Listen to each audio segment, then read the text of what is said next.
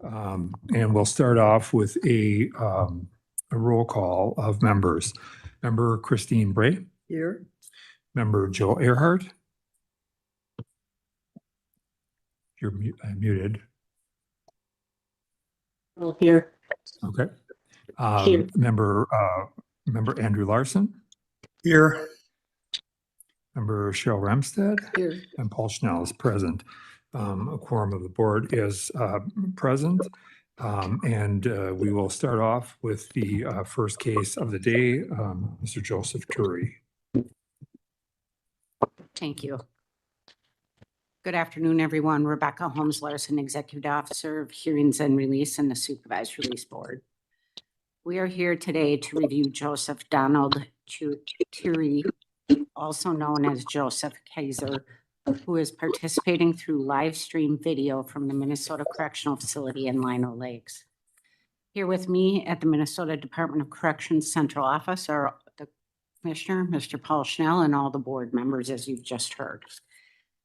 Mr. Turi, our records indicate that you had satisfied serving 2 sentences for criminal sexual conduct first degree, and you are currently serving 2 other sentences for the following offenses.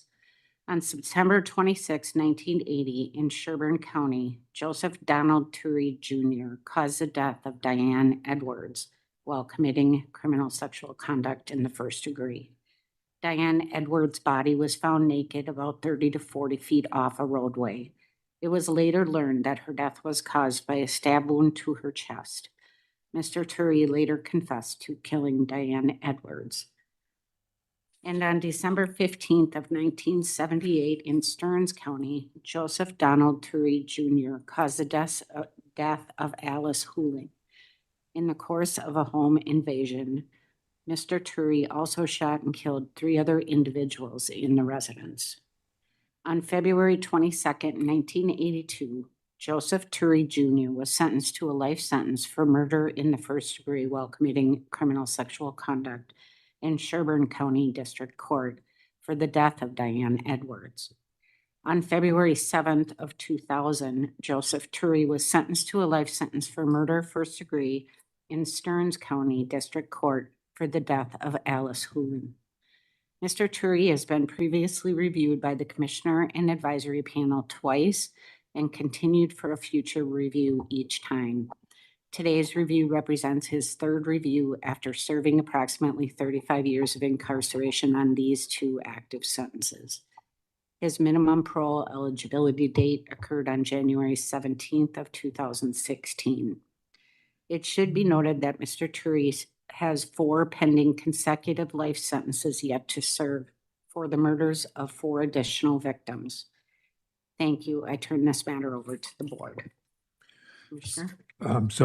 Good afternoon, Mr. Turi. Before we begin and come to you, I would like to turn it over to our Victim Services and Restorative Justice Unit, who would read a statement into record. Thank you, Commissioner. These first couple of statements are on the behalf of the Huling family. My name is Georgia Huling, sister of Alice. We share the same last name as we were married to brothers. Our families were very close. Our children were about the same age. We spent a lot of time together. That day in December of 1978 changed our lives forever. The fear, anxiety of someone killing Alice, Susie, Wayne, and Patty, that they could come and kill my family too. As we had the same last name, it went on for years. I still struggle with PTSD. The Thanksgiving before they were murdered, Alice was so happy as she was able to buy a new used car and had been approved for a credit card. That was all taken away that horrible day. There has never been a reason why. Only a monster would do such a thing. Joseph Turi has never shown any remorse or admitted guilt. I believe if he were to be free, he would kill again, as he has done to others besides Alice, Susie, Wayne, and Patty. I ask that Joseph Turi does not receive parole and remain incarcerated for his entire life. I have no more sister visits. Alice and I shared so many things. No more of our children growing up together, and no more family dinners at mom's and dad's both sides, and no more growing old together, and no more feeling safe. My name is Shirley Walls. I am the third child in my family and the same age as my cousin Bill Hewing. My entire family was close to Bill's family. Their dad was my dad's brother, and their mom was my mom's sister. My mom and dad had met at Daryl and Alice's wedding. We were extra close first cousins. I remember that day vividly when my parents sat us down and told us that my Aunt Alice, Susie, Wayne, and Patty were killed. I was 10 years old. What about Billy? I asked. He's okay, they said. From that day forward, my life was changed forever. There were no mores. I was closest to Patty, Susie, and Bill. Patty and Susie were full of life, kindness, pure goodness, and happiness. We often talked about the future. Even at 10 and 11 years old, we had grand plans. We talked about going to college together after high school, getting an apartment together. We had the world in front of us. Both girls were in gymnastics and excelled at it. We will never know how far they could have gone because of one cold night in December 1978, Joseph Turry, who was obviously filled with rage and anger, decided to end the lives along with the entire family. What a senseless act. To this day, the one unanswered question is, why did Joseph Turry choose to take all of their lives? I would really like to know. From what I know, he has never shown remorse for these killings and still denies that he killed them even when the evidence clearly shows that he did. How can one person who has killed so many people even be considered for parole? I do believe in forgiveness, but also know that deep down, a person who is so evil does not deserve to be let out or returned to society in any way. From my perspective, if he is paroled, he will kill again, as what would stop him? A life sentence, actually 6 life sentences, should be the person's entire life. My Aunt Alice, Susie, Wayne, and Patty being taken has forever left an empty space, sadness, and even fear at times. I make sure to always lock the door, keep a light on, so I can at least see a little. If I hear a noise or something unusual, I make sure I know where I'm going to hide. I often think, what would be different if they were still here? But then my thoughts quickly fade, as I will never know. My final ask is that Joseph Turry not receive parole and remain incarcerated for his entire life. This next one is from Vicky. I am writing in regards to the upcoming parole of the above-mentioned Joseph Turry.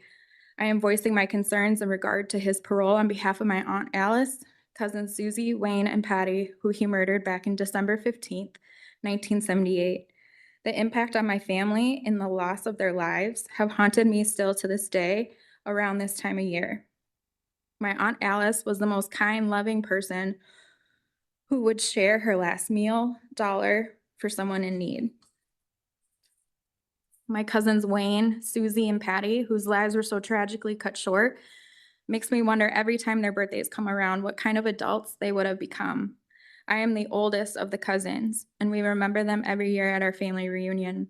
My mind still goes back to that horrible sight when I walked into the church for their memorial service, seeing 4 caskets lined up close because Mr. Turry decided when he executed them to make them unrecognizable. The horror my uncle had to endure to try and identify their bodies, not to say the least of my surviving cousin Billy, who has had to live with the loss of his older siblings.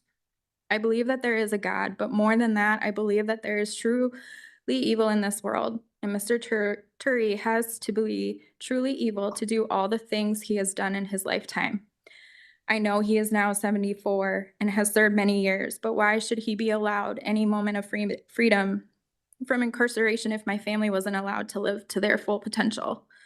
I wish this man to remain in prison to his last breath. He cannot possibly contribute anything to society at this time or any time in the future.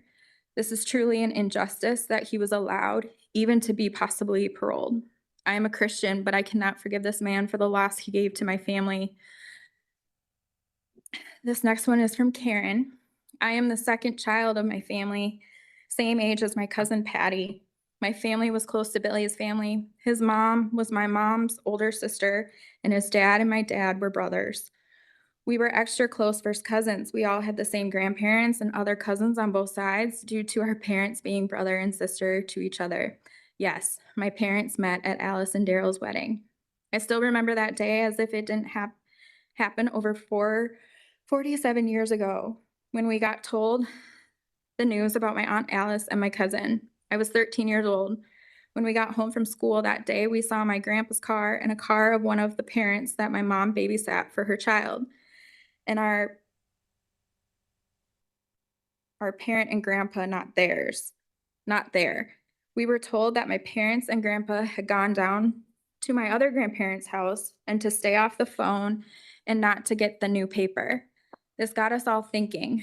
When Mom and Dad came home, they sat us down and told us the news that Alice, Susie, Wayne, and Patty were killed.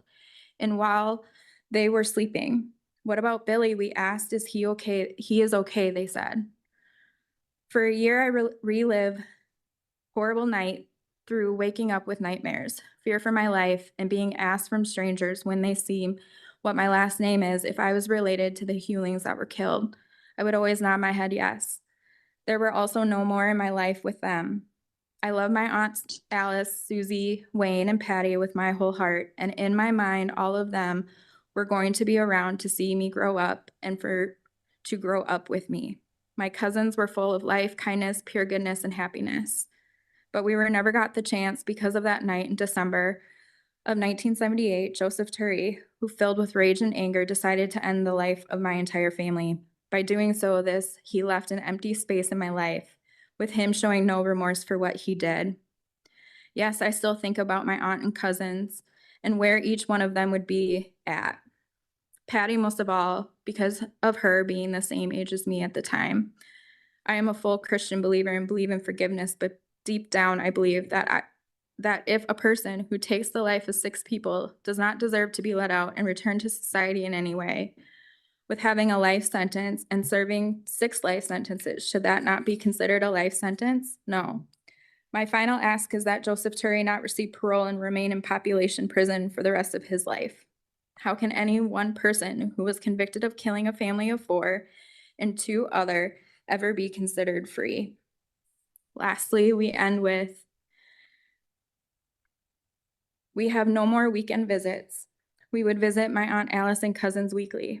We have no more agate hunting. This is something that we often did when we got together.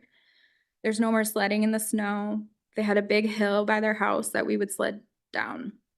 No more board games or playing cards. No more playing Red Rover or baseball in the yard. No more driving our Hot Wheel cars throughout the house. No more meals shared around a table full of laughter and fun. No more baking cookies or cake together. No more spending time at my grandparents' farm with them. And no more sitting on the stairs combing my cousin Patty's long brown hair, as this was a weekly event. And no more for me that hurt the most is spending time on birthdays, Thanksgiving, Christmas, family reunions, and state fair time.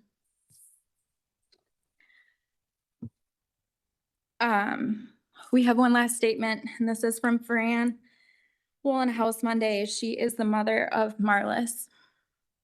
Dear board members, how can I begin to tell you my treasured memories of my beautiful 18-year-old daughter?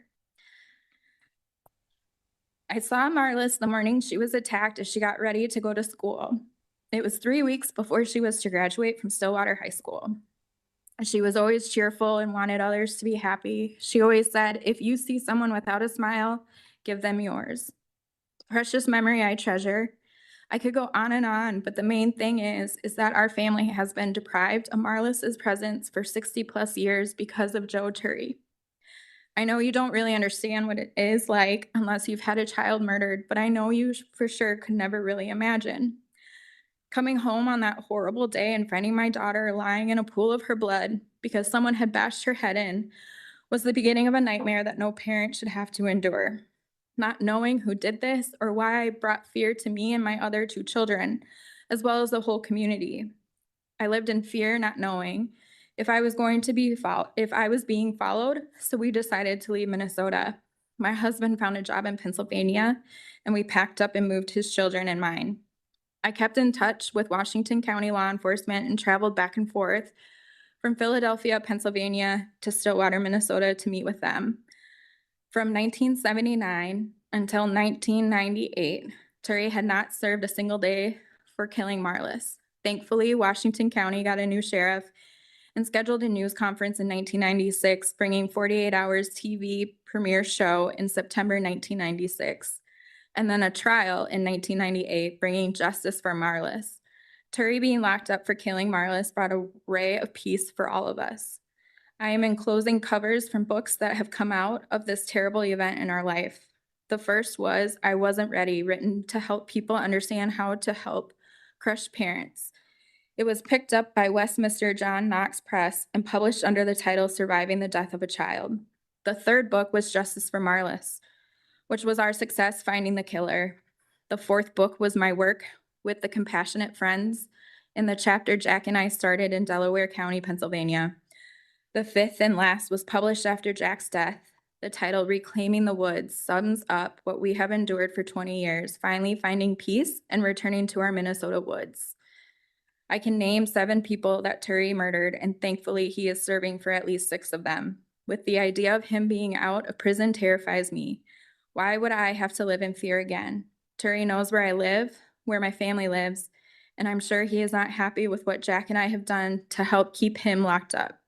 If he is free, where would he live? His family doesn't want him. The prison is his only comfort zone with free lodging and food. Please let him remain where he is for the rest of his life. My prayer is for our family and others to live in peace and safety from the serial killer. Sincerely, Frances Wallenhouse, Monday. Thank you. Mr. Turi, I'd like to turn to you and ask you what it is you would like to see happen as a result of today's meeting.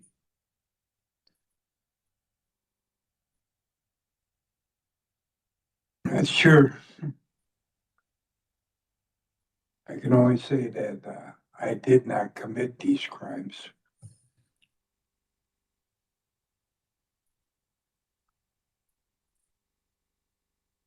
Terrible thing.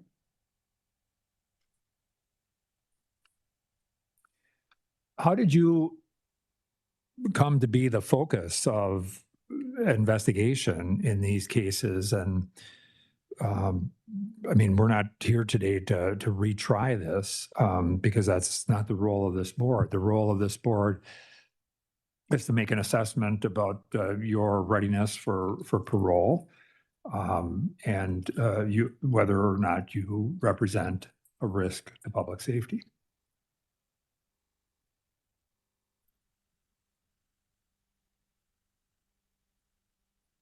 Well, when I was in the Sherburne County Jail, there was a drug case down in Stillwater. 2 sergeants bringing drugs in.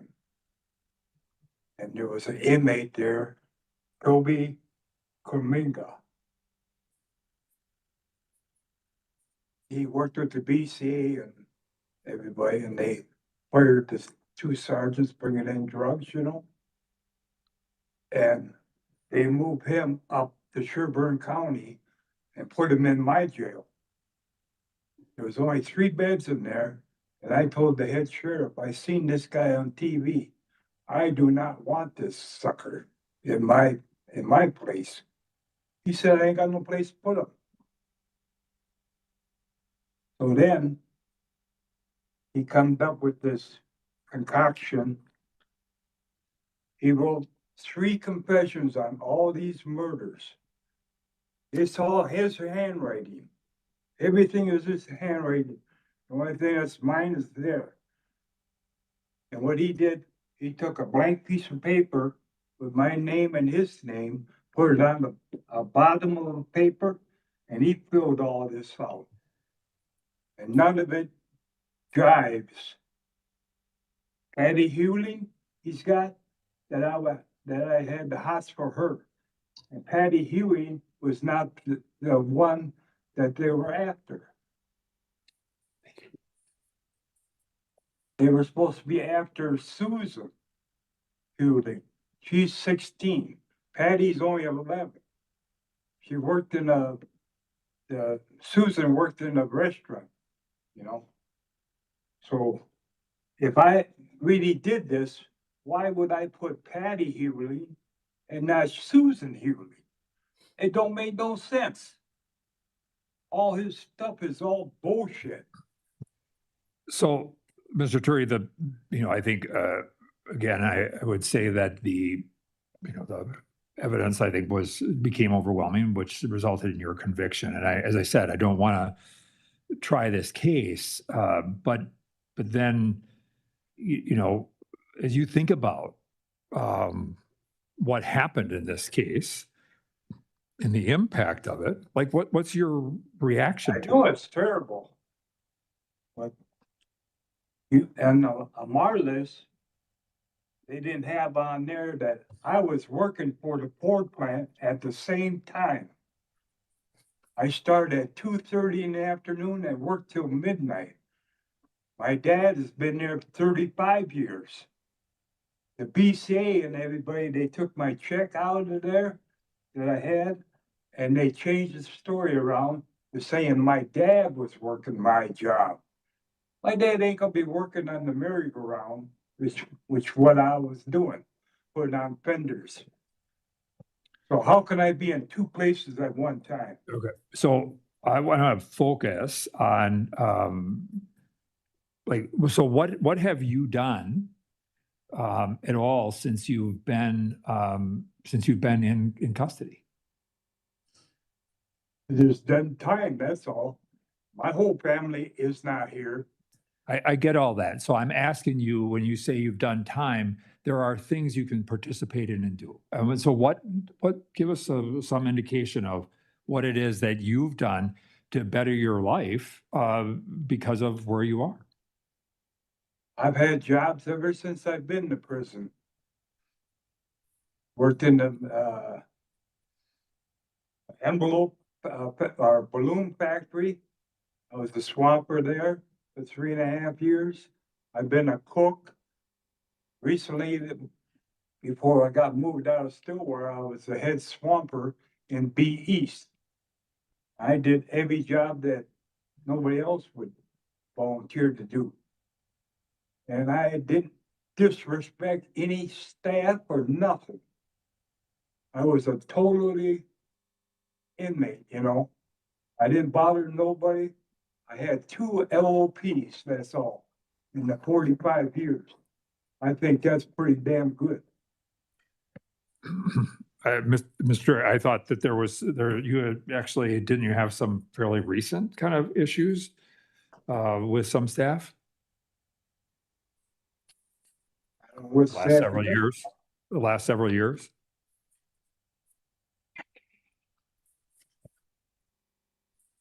My caseworker there says I got 2 old LOPs. That's all I got in there. All right. So what makes you believe that you're not a public safety threat? Cause I'm 74 years old. I ain't got nothing out there. So why should given that, why should parole be on the table? If there's nothing. I have no idea what you're talking about. All I'm saying is that I didn't commit these horrible crimes. And you talk about rehabilitation. Well, what ain't that? I didn't cause no problems in the prison for my whole life. Always had a job, and I treated everybody with respect except for inmates. Inmates always made up stories about me. And they got, a number of them got, about 6 of them, got $1,000 to come to testify against me. Making up stories that I confessed to them. Why would I confess to an inmate? What could he do me? They can't do me no good. So, Mr. Drury, here's this thing that I'm struck by. You've been in for a long time. You were seen before, right, by the commissioner? Once. Yep. And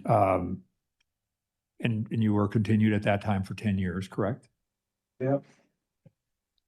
And what was the kind of the goal or the hope that for you to accomplish in that time? Well, they wanted me to get a GED, whatever, and I got that. And they kept on saying that, oh, you should have anger management or something. I ain't got no anger management problem. I treat everybody with respect, except for, like I said, inmates, because they always want to agonize me about my crimes, trying to get me into a fight or something. And I avoided all of that. It seems a little bit like it seems a little bit like you like what I'm hearing you say is that you're always the victim in everything. You're a victim in your in the accusations and your conviction and Yep. and you're a victim when it comes to other inmates trying to goad you into doing things you're Yep. not going to do. And getting back to Diane Edwards, I got a lab report here. There's about 30 pages or whatever on the examination of her body. They found a pubic hair on her body. Her boyfriend and took a DNA test, and the pubic hair did not match them. And they also said that it does not match the suspect. Who is the suspect? Me. So that proves that I didn't kill Diane Edwards. I don't know Right. what wasn't, I got that Edwards case and I got the one at the Ford plant. And the one up in St. Cloud where the sheriff deputy was having an affair with this gal for over years, 25 years. He was the main suspect at the time. And he moves the whole house next to his to still have sex with her. What I think happened that night. Mr. 4 Story, o'clock in I'm the not morning. I'm not interested in what you think Yeah, I happened. know you ain't, because you guys ain't interested in justice. Minnesota ain't. No, involved with the reality justice. is, as I've said to you before, it is the role and responsibility of this board not to re-litigate your case. That is the role of the courts and the appellate courts. That has happened. And the courts don't want to hear me. And so we are here today. We are here today to discuss your parole or the potential of that. Yep.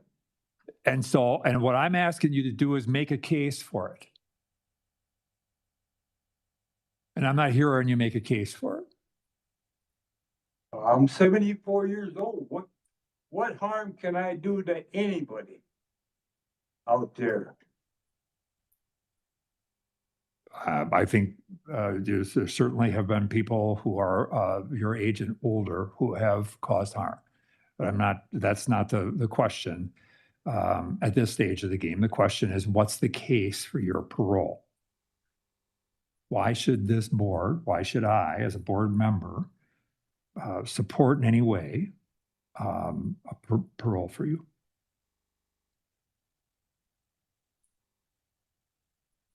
I don't know what to say. It's Okay. all stacked against me. All right. At this point, I would. I must be guilty. You just want me to pay for crimes that I didn't do. I can't explain nothing like that. Okay. So I'm going to open it up to any other board members who may have questions for Mr. Turi. Mr. Turi, I have a question. As the commissioner pointed out, we're not here to retry whether or not you committed the crimes, and they are too horrible for anyone to even know about, much less confess to. But I do wonder, what was your purpose for taking the toy car? What did that mean to you? And why did you do that? I did not take a toy car. Okay, that was my question. You don't need to say more. I thought you might want to clear your conscience for at least one small aspect of it. That's it. Thank you. And Any admit other- to something I didn't do. Any other questions of board members?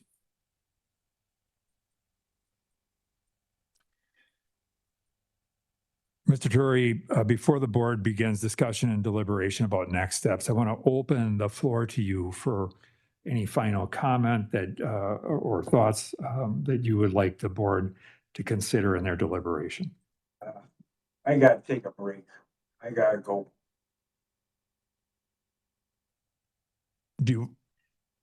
Okay.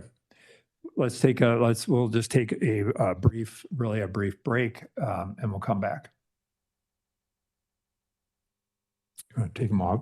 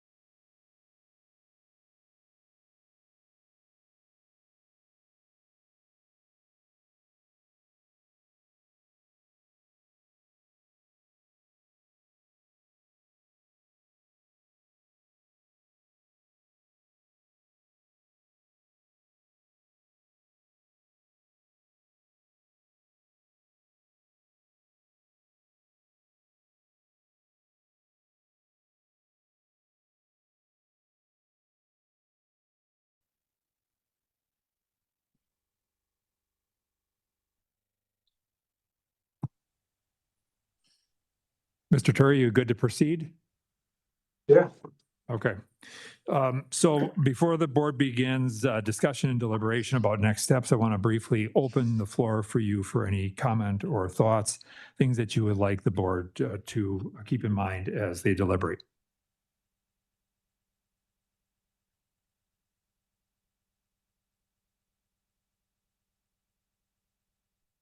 Just gonna talk now or what? I want to just ask you to make any final comment that you would like the board to consider before we deliberate next steps. I don't know what I can say. I can just say that I will not admit to a crimes that they didn't commit. I don't know what is so hard to believe in there. You know? It's like, I'm behind the 8 ball. That is why after the first meeting I had with you guys, I canceled the last 2. If you know there. I only did this one because I was advised that maybe they will let you out. But in Minnesota, I don't think I'm gonna get no justice. You guys just wanna blame me for acts that somebody else did not do. You will not do DNA on the Diane Edwards case to find who the real killer is. I'm trying to solve these crimes by myself. You will not help me. Nobody will. I can't get an attorney or nothing. My next course is the Attorney General. I'm still with him. He's still looking at my case. Maybe I can get justice from him. But I ain't gonna get it with you guys, I guess. I've been through a lot. I was almost killed in Stillwater by 14 inmates. They couldn't do the job,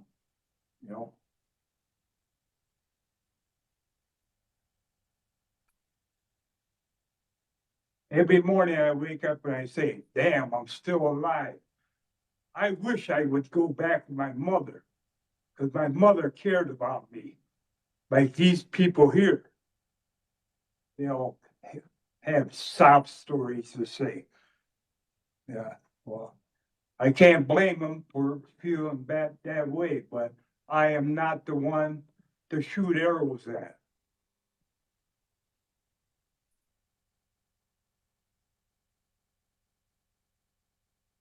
I don't know what else I could say. I'm a Okay. changed man. I'll never be the same. I was younger back then, so I did some bad things, but I did not kill anybody. I was in the hunting women, prostitutions. That's what I got picked up for originally.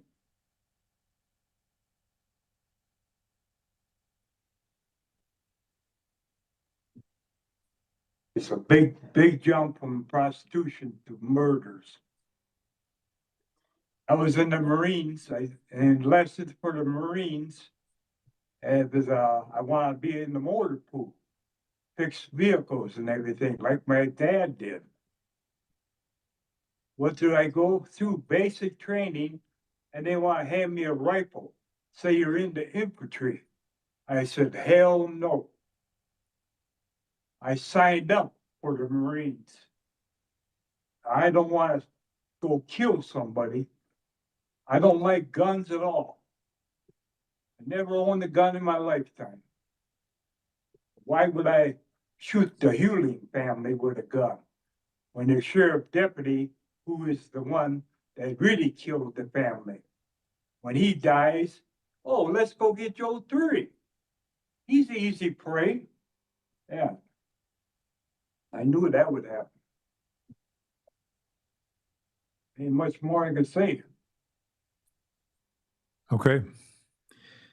Thank you. At this time, I'm going to close the discussion. During board discussion and deliberation, the board will not entertain any questions or allow interruptions. And with that, I would open this to the board for discussion on next steps. Well, I want to make sure I'm understanding this correctly, but he's got 4 more life sentences. He's 74. He will not be out of prison. So I would like to make a motion to parole him to the next one so people don't have to come back. So the victim survivors don't have to come back until for 27 more years. He's got 17 years. Oh, take it back. Okay, thank you. Take back your. I think for the, Yeah, it was going to be parole. to the next one. So you're taking back your motion? Yes, I'm not making that motion. Okay, the motion is withdrawn. Well, I think that for the safety of the community and in honor of the victims, we absolutely deny parole and continue incarceration for the maximum period permitted, whatever that may be. 10 years, whatever, indefinitely if possible. His crimes escalated in terms of violence and cruelty, and he will always present a risk to women and children. I can't foresee ever letting him out. He's made no attempt at programming. He will not even admit his crime. Therefore, he can never feel any remorse. So my motion is to deny parole and continue for the maximum period possible.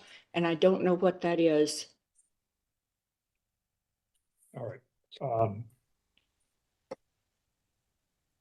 So why don't there is no maximum, but I think, there is, it is just, I think it would be fitting to set some term, despite the fact that, we're talking about a long time here. So I don't know if you want to specify. Well, let's specify 10 years. If some miracle occurs and he has something to say in 10 years, I'm sure a board would like to hear it. So that's my motion, deny parole, continue for 10 years. All right, there's a motion, and is there a second?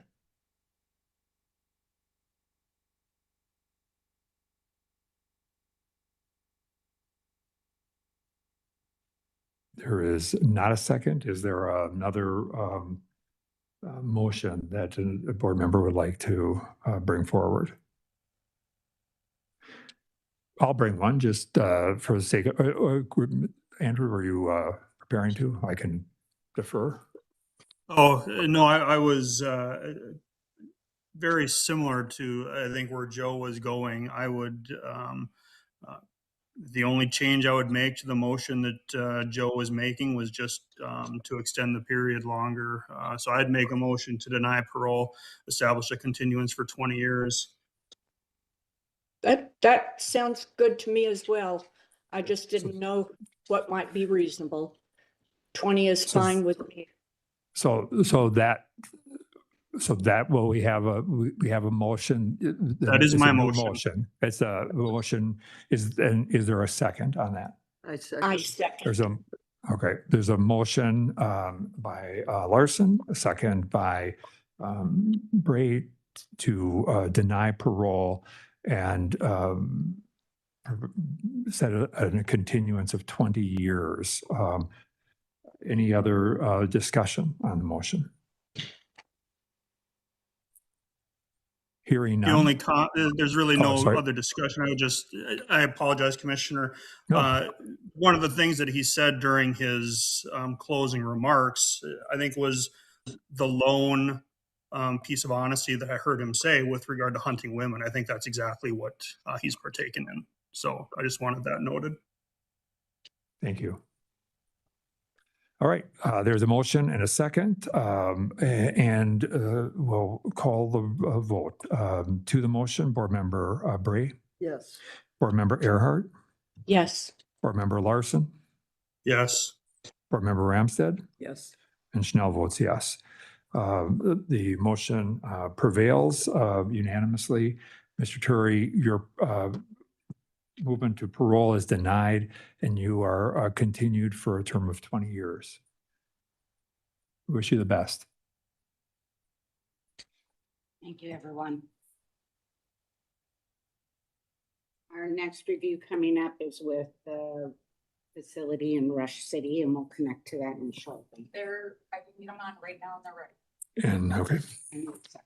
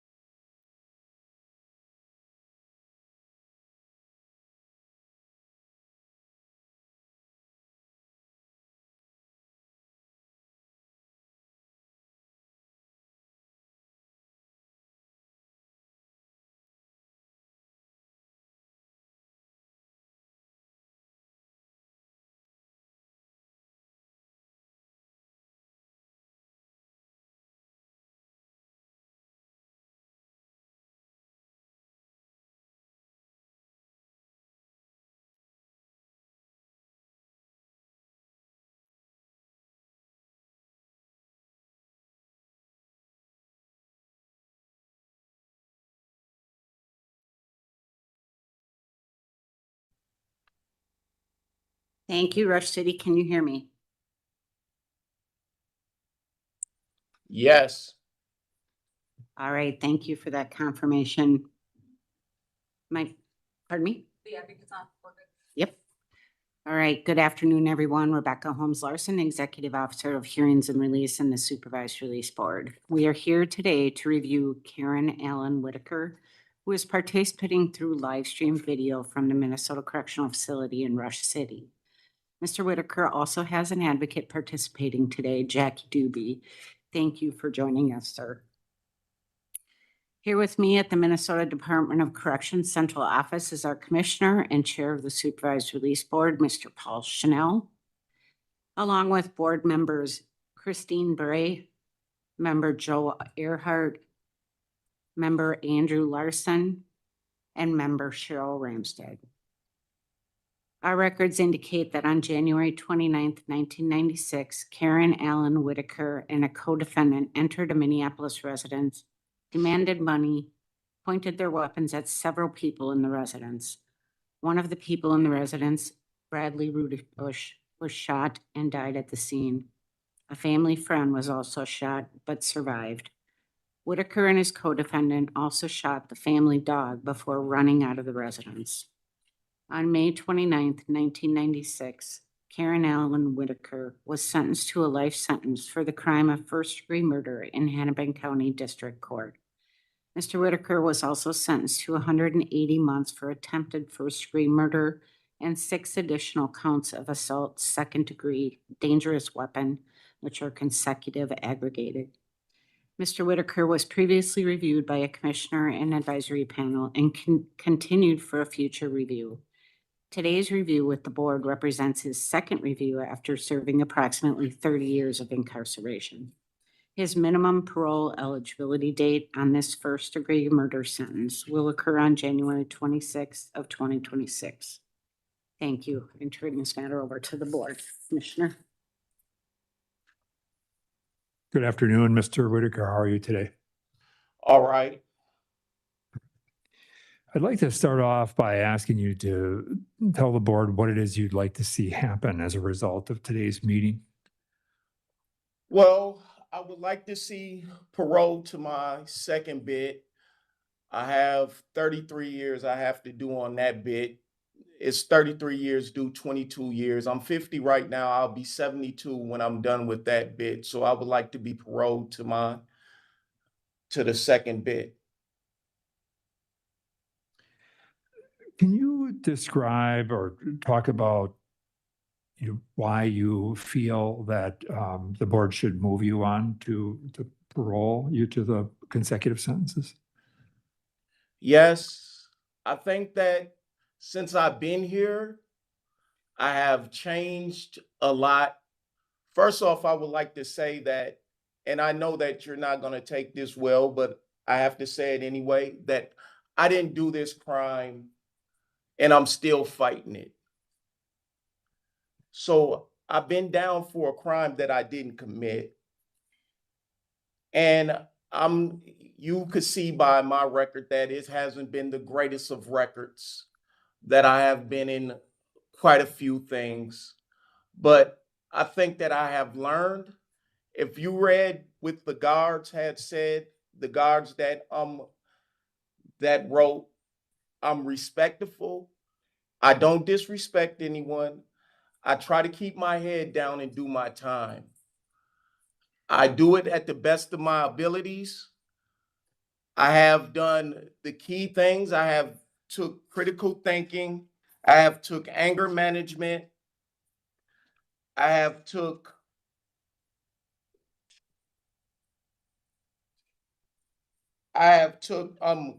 building character. I have took power of the people. I have been in the dog program where I had my own dog. And quite a few other accomplishments since I've been down. I don't get into fights like I used to. I think that I have changed. I came in with a 3rd grade reading level. Now I'm at a college reading level. My comprehension is above the roof. And I just think that it's time. Like I say, I'll be 72 when that bid is over. I think that I have did enough on this bid to be paroled to my next outing.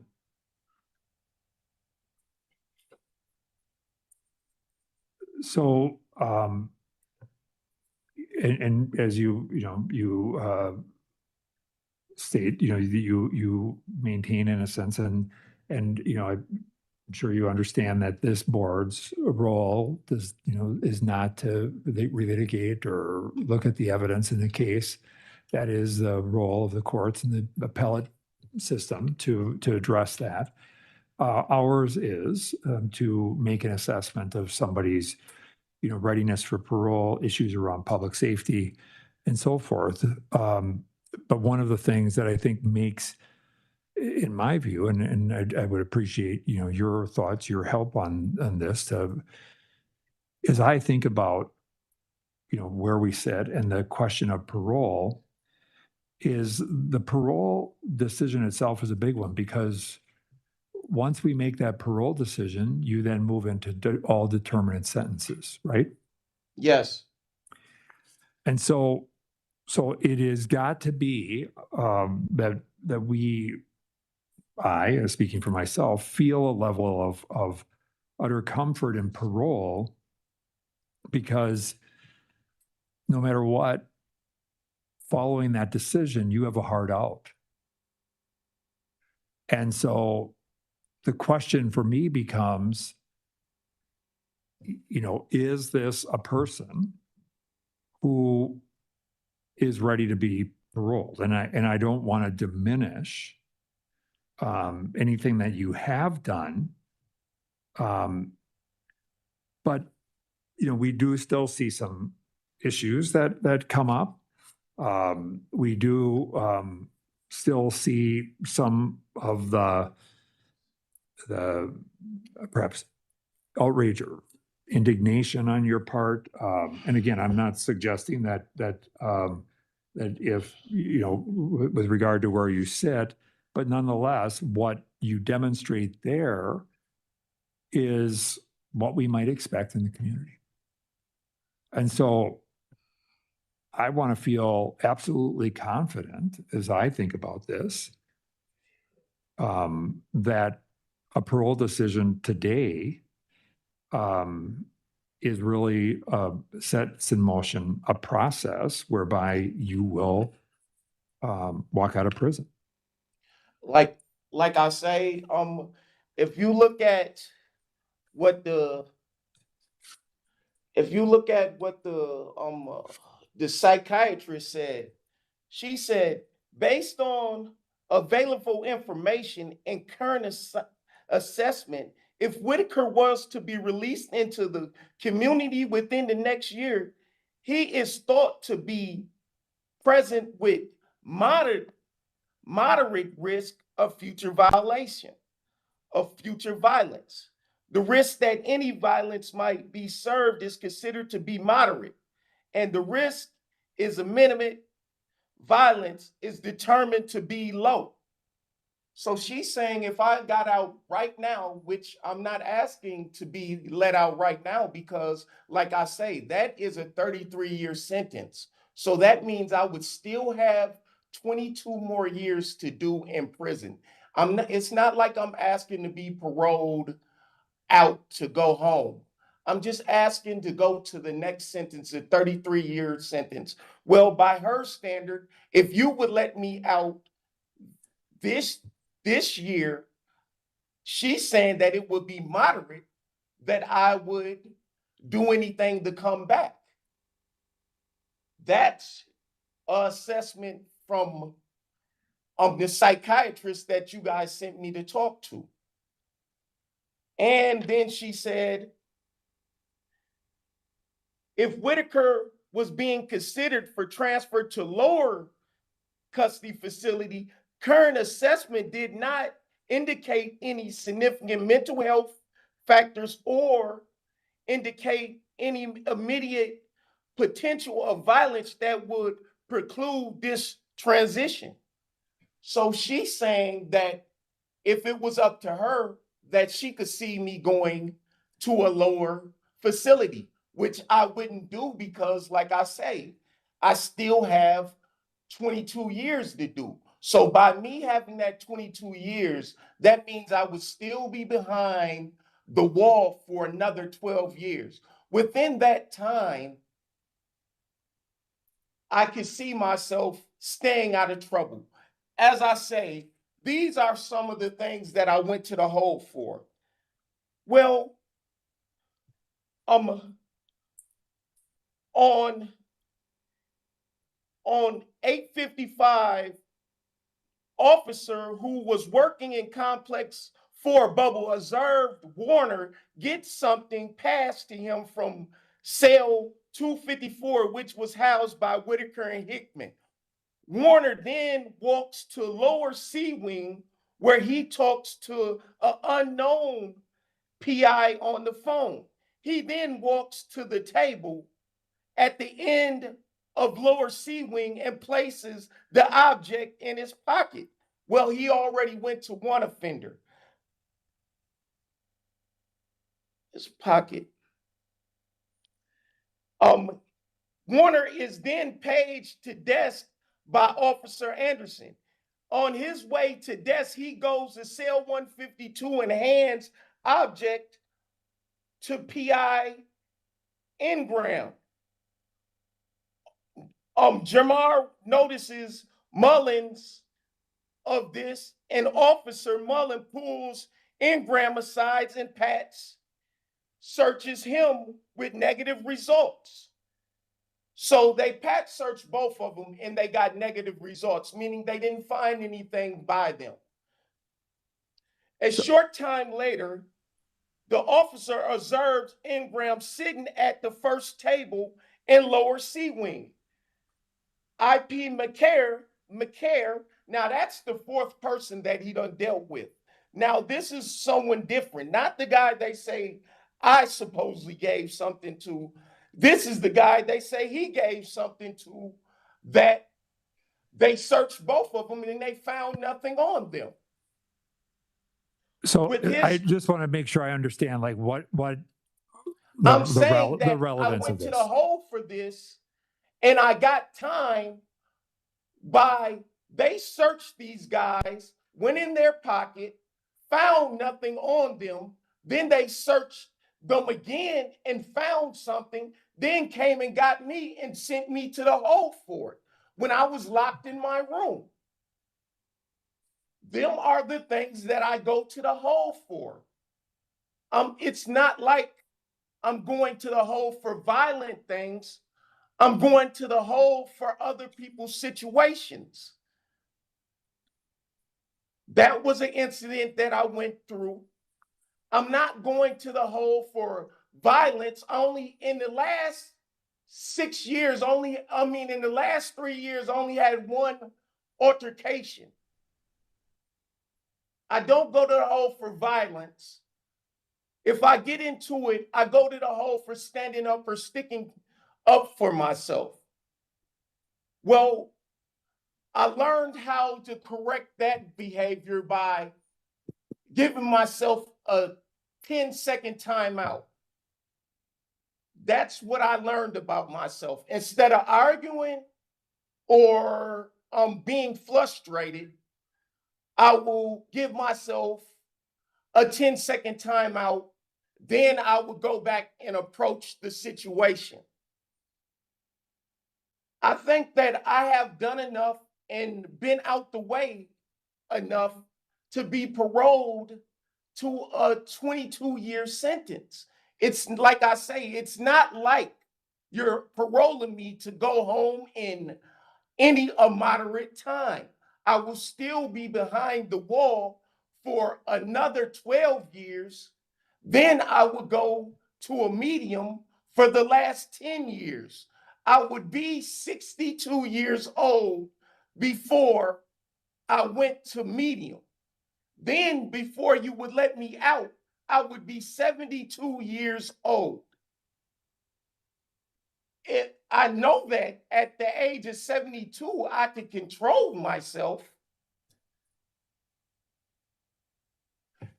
So I just want to like address this here because I hear what you're saying. You cited that example. But there's also a discipline report for fighting and being in an unauthorized area. That was in May. Yes, Some, and like I just again, told you. okay. And so, abuse harassment in April, some threatening in June of 24. And all of that was LOPs because if you would notice, I didn't get any SEG time for that. I got LOP, loss of privileges, meaning that they sent me back to the unit. They just So- sent me to the hole. They gave me LOP because they seen that, they say that, yeah, I got into it, but they say that they seen it from both ways and they seen how the situation was, how I got into it and what their side of the situation was. And they sent me back to the unit with LOP, no hold time, loss of privileges, where I couldn't come out for an hour a day. Okay. So So I'm just trying to, so, I get all that. I think what I'm hearing is that, you're saying, look, I've done enough to be paroled. I got 20 years left. So what difference does it make? no, I'm not saying that. What I'm saying is that if you see my old discipline record, I'm saying that in the last 3 years, I had one altercation. I haven't been in no fights. I haven't been in nothing that I'm doing massive hold time for. I think that I have changed. I think that I'm capable of handling myself in better ways. And I think that with you paroling me to that time, then that gives me a incentive to even do more better, to stay out of the way and to stay out of trouble. Normally, within the last time I seen you, I would have been in the hole 10 or 15 times by now because I would have let my anger control me. But what I'm saying now is that I'm not letting my anger control me. And yes, I have had bumps in the road, but out of 3 years, only been to the hole an average of 2 times a year. And half of them was LOP offenses. They weren't major offenses. So I'm saying I think that I'm credible or that I done enough to where I could be paroled to the next bit. Okay. Can you talk at all just about your sense of how this crime might have affected the people who were left behind as a result of it? Like I tell everybody, I feel sorry for their family. Their family went through something that was dramatic. Like I say, I didn't do the crime, but I give my heart to their family, and I'm sorry that it happened to them.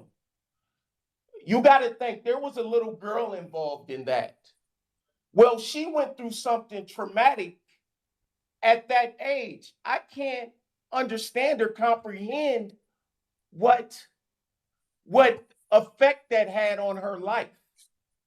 I hope that she still lived a productive life.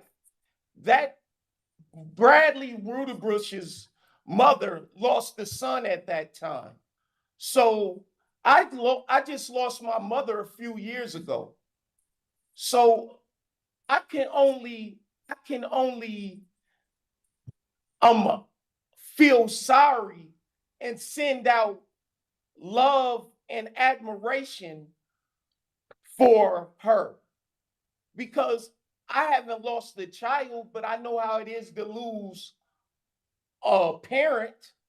And if she felt any way I felt about losing my mother, then I pity her, and I apologize that it happened to them. And I pray every day that they live a productive life and that they can get over it. That they can't get over it, but at least they can get on with their life. I can't comprehend it because it haven't happened to me. But like I say, when I was in what program was that? Building character and power of the people, I learned that even though I didn't do it, that I had to look at it on their side. And looking at it on their side, I don't think I could have moved on with it. It would have been a hard thing. And I cry at night because it just didn't affect them, it affected me too. So I cry for them and I cry for myself because it took my son away from me. Me and my son have a traumatic relationship because I wasn't there for him. So I could understand how his mother feels on that aspect because she can't be there for her son. So I pray for them every night. And I wish that they can live their best lives. I'm not a religious person, but I'm very spiritual. And I believe in what comes around goes around. And I hope that they live a productive life and that they don't go through any more trauma like that. And if I could take that trauma away from them, I would. And like I told my case manager, I'm sorry that it happened to them. So I appreciate that. And first, I just want to say I'm sorry for the loss of your mother, because that's a big change. One of the things that I noted was that when I think when you met I think in December with the team at the facility, and these are my words, not anybody else's there, but you came in kind of hot, right? Came in kind of maybe more aggressive or whatever. What is that about? I came in kind of hot because I was sitting in a hole for 30 days for something that I didn't do. And I keep on asking for questions. I sat in the hole for 30 days because they said that I was supposed to be involved into a smuggling charge where they were talking about taking my visits and taking my phone calls and stuff like that. And I had nothing to do with the charge. And I was sitting back there for 30 days and no one's telling me anything. So yes, I'll admit that I came in hot, and I just feel like I'm always being held for something that I didn't do. So that was the reason why I came in a little hot. But I never was disrespectful. I might have came in hot, but I never disrespected anyone. I never said anything wrong. I wasn't cussing. Yeah, I'm not accusing you of any of that at all. It's striking to me. It's a bit striking to me, though, that there is a theme here, right? That a pattern around And again, in this particular instance, I don't know enough about it and to weigh in one way or another, but the theme being that that things happen to you. And that you're innocent of everything, but things have happened to you. You're a victim in that sense, and that's not lost on me. And some of the things that you're talking about. And Well, yet I don't, as I said, I don't want to take away some of the things that you have done during your time. can I ask you a question? This is not my parole hearing, but is it a rhetorical question, I presume? Yes. Let's say that you were in these situations. Yeah, and I'm not going to get into that because I think we're not talking about me. We're talking about you, and we're talking about, the situation. You respond as you respond, and you answered the question. And so I Yes. appreciate it. Yes, I was perturbed, but like I say, I never was disrespectful and I wasn't out of control. Yes, I am a passionate person. So I can't help sometimes that I'm one that you could say get into my feelings. When my feelings is hurt, then I act upon it. But I learned how to control myself. Because if it was a while back and I would have came in that room, I wouldn't have came like that. I would have came in cursing, disrespectful, and things like that. And I can't agree with you saying that I'm going with the blame situation. When things go wrong, yes, they're blamed because if you can see, you got the charge saying that they dismissed me for that charge. I didn't get any time for that, but I sat in the hole for 30 days. I said that I was not weighing in on that charge. I'm just talking about an overall general theme. So with that, I'm going to open it up to other board members for questions they have for Mr. Whitaker.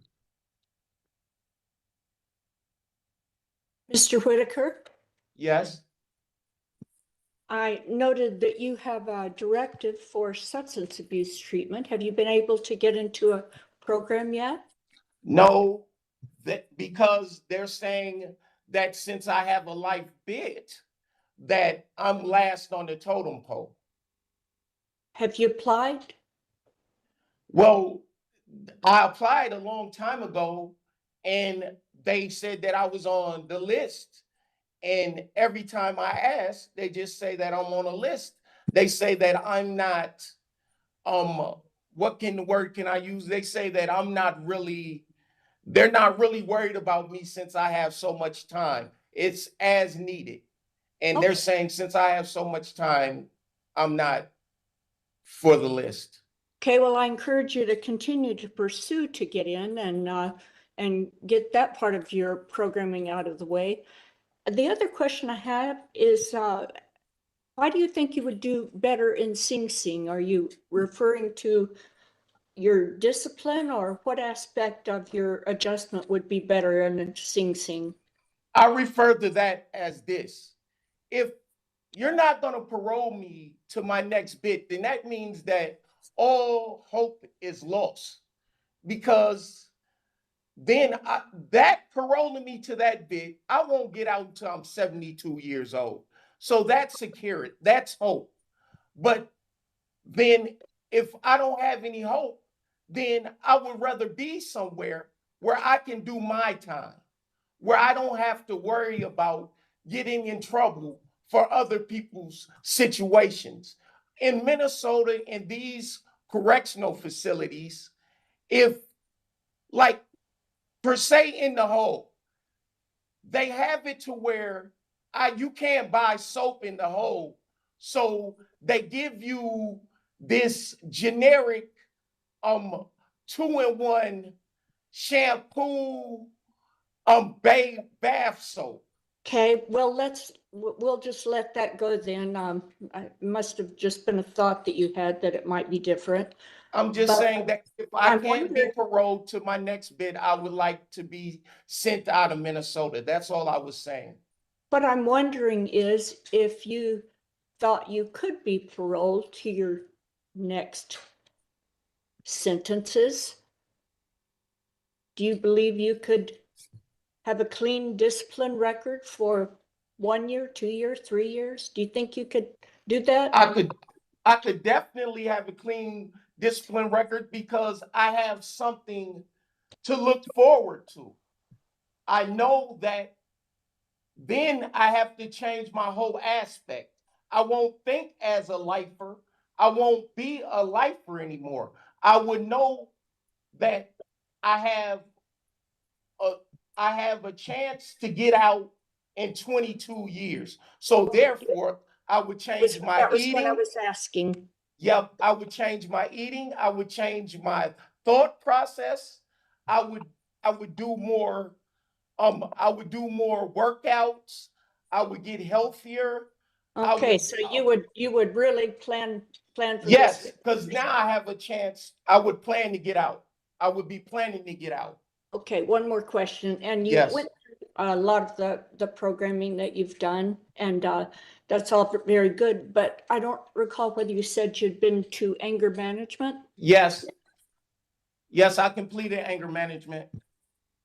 Do you feel that it helped you control your anger?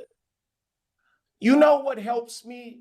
It helped me, but what's helping me is I'm reading self-help books now on anger and on how not to be so emotional. That's one of my biggest problems is that I'm emotional. So I wear my emotions on my sleeve.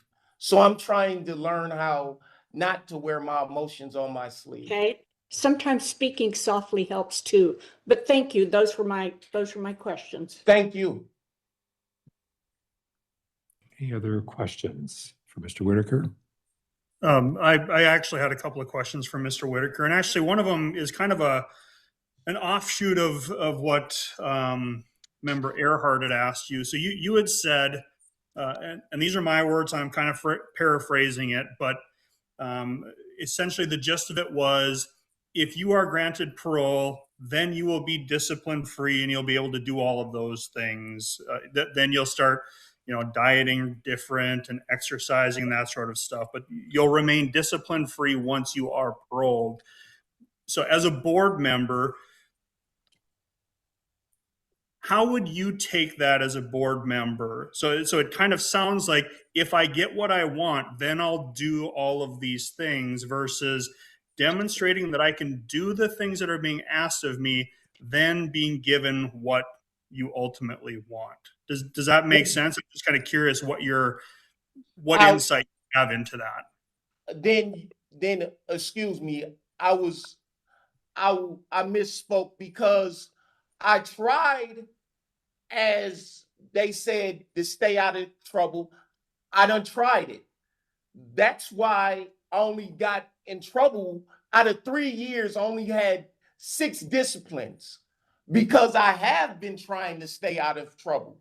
It's not like I just sit here and say, well, if they don't give me what I want, then I'm not going to do it. No, I try to stay out of trouble. But like I say, it would give me more,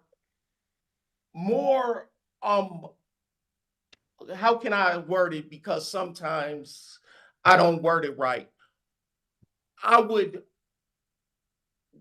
It would give me more incentive to do better. Can you understand that? Yeah, I can. I do understand. I may not 100% agree with you, but I do understand exactly what you're saying. But this is prison, so I can never say that I would truly be segregation free. That would be a lie, because anything can happen at any time.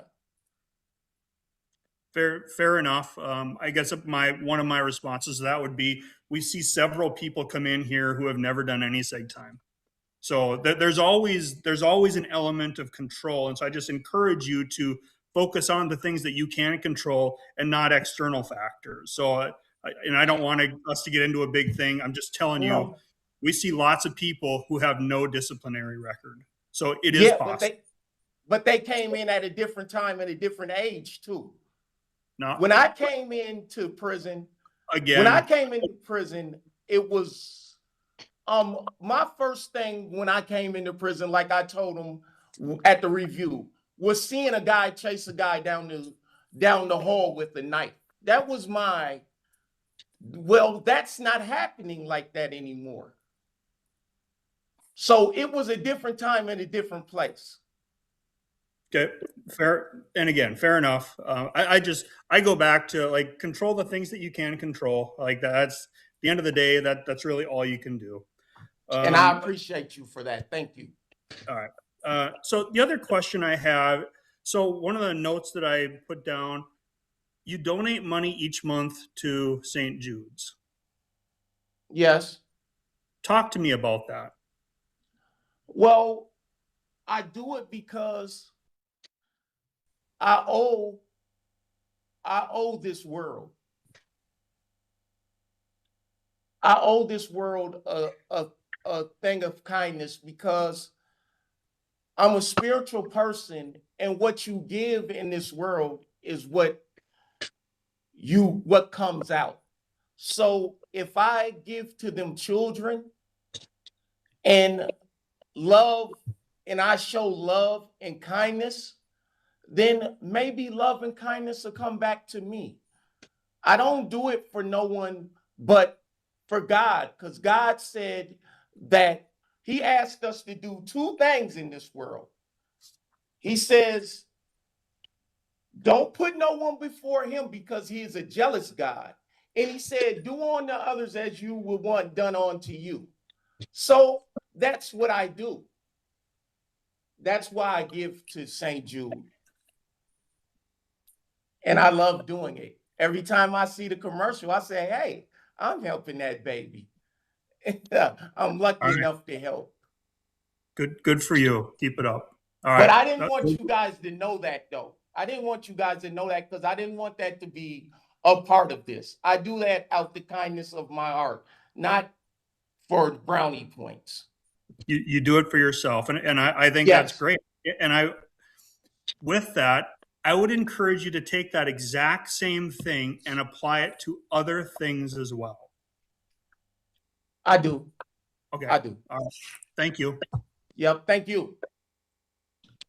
I have just a couple questions, Mr. Whitaker. I heard you say regarding the psych eval that the psychologist said if you were considered for transition to lower custody facility, the current assessment didn't indicate any significant reason why that couldn't happen, mental health factors, etc. But are you aware the psychologist also said you present with a moderate risk of future violence? Yes. Okay. And the other thing I just wanted to point out, two psychologists, this one 2025 and the other one 2022, did note that your CD assessment was from 1996. Yes. And you may benefit from an updated assessment, which is different than getting into treatment. Yes.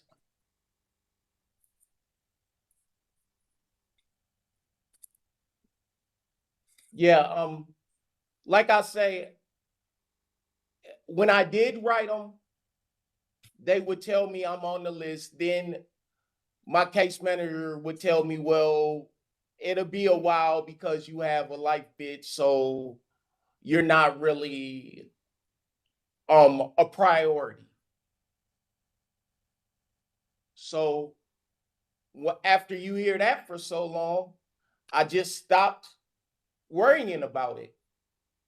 But I do, don't get me wrong, as you can see, I don't, when I first came down, I was smoking weed all the time. I'm not a drinker. I'm not smoking weed. I'm not doing anything. I don't go to the hole for any kind of drugs or substance abuses or anything like that. I just sit there and I do my own steps and I go to AA. So they might not let me go to treatment, but I do it for myself and I go to AA classes. Well, I just wanted to bring that up because you do have this directive hanging out there. If you were to ask for another CD assessment, that might change things. Okay, I'll do that. Thank you. I didn't know that that would change anything because, like I say, It I'll might, write it them might and ask not. them, and they'll just tell me that I got a life bid and I'm not that high on the priority list. Mr. Whitaker, just one quick question. Have you Yes. ever heard of the phrase bet on the come? Oh, so you shoot dice, huh? So no, I'm that's not what I'm asking. What I'm asking is because it sounds to me, and I'm just building on a little bit of some of the other questions that Board Member Larson raised, this whole notion of, and I think Member Earhart also kind of referred to it. It's you want the board to bet on the come. In other words, give me the parole now, and then I'll do what I need to do. Well, At I some can't level. say. And well, I mean, but I'm also struck by the fact that, you know, when you were seen back in January of 23, there was only one thing that was put in into that condition, and that was to remain discipline free. And I think the hope was just, you know, being the person who was responsible for that decision at that time, you know, I wanted to hope, I guess, and bet on the come that we would not see the disciplinary record. And so this is that whole place where I'm trying to like figure out how to manage this, because on the one hand, we were here 3 years ago. And here we are again. And I hear what you're talking about. Like you have this long bit of time remaining to do. I understand and I get that. At the same time, I'm you know, I would just hate to be making a decision that bets on the come and not being able to see, you know, substantive change. Because as was pointed out, you know, even people who we've seen, many people who've had really rocky starts. The first many years were very, very rocky. But then we also see then people come in and they begin to not just do exactly what you talked about, like where they realize that what they put out in the world, they get back, right?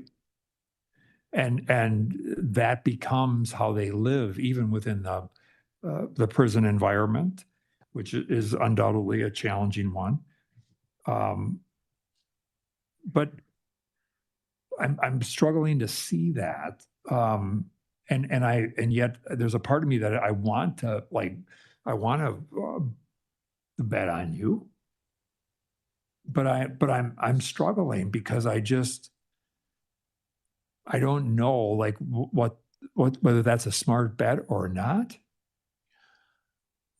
And so I just want to say that because I want to point out the struggle that I'm having, and you can certainly respond if you'd like. This is what I can say to you to that.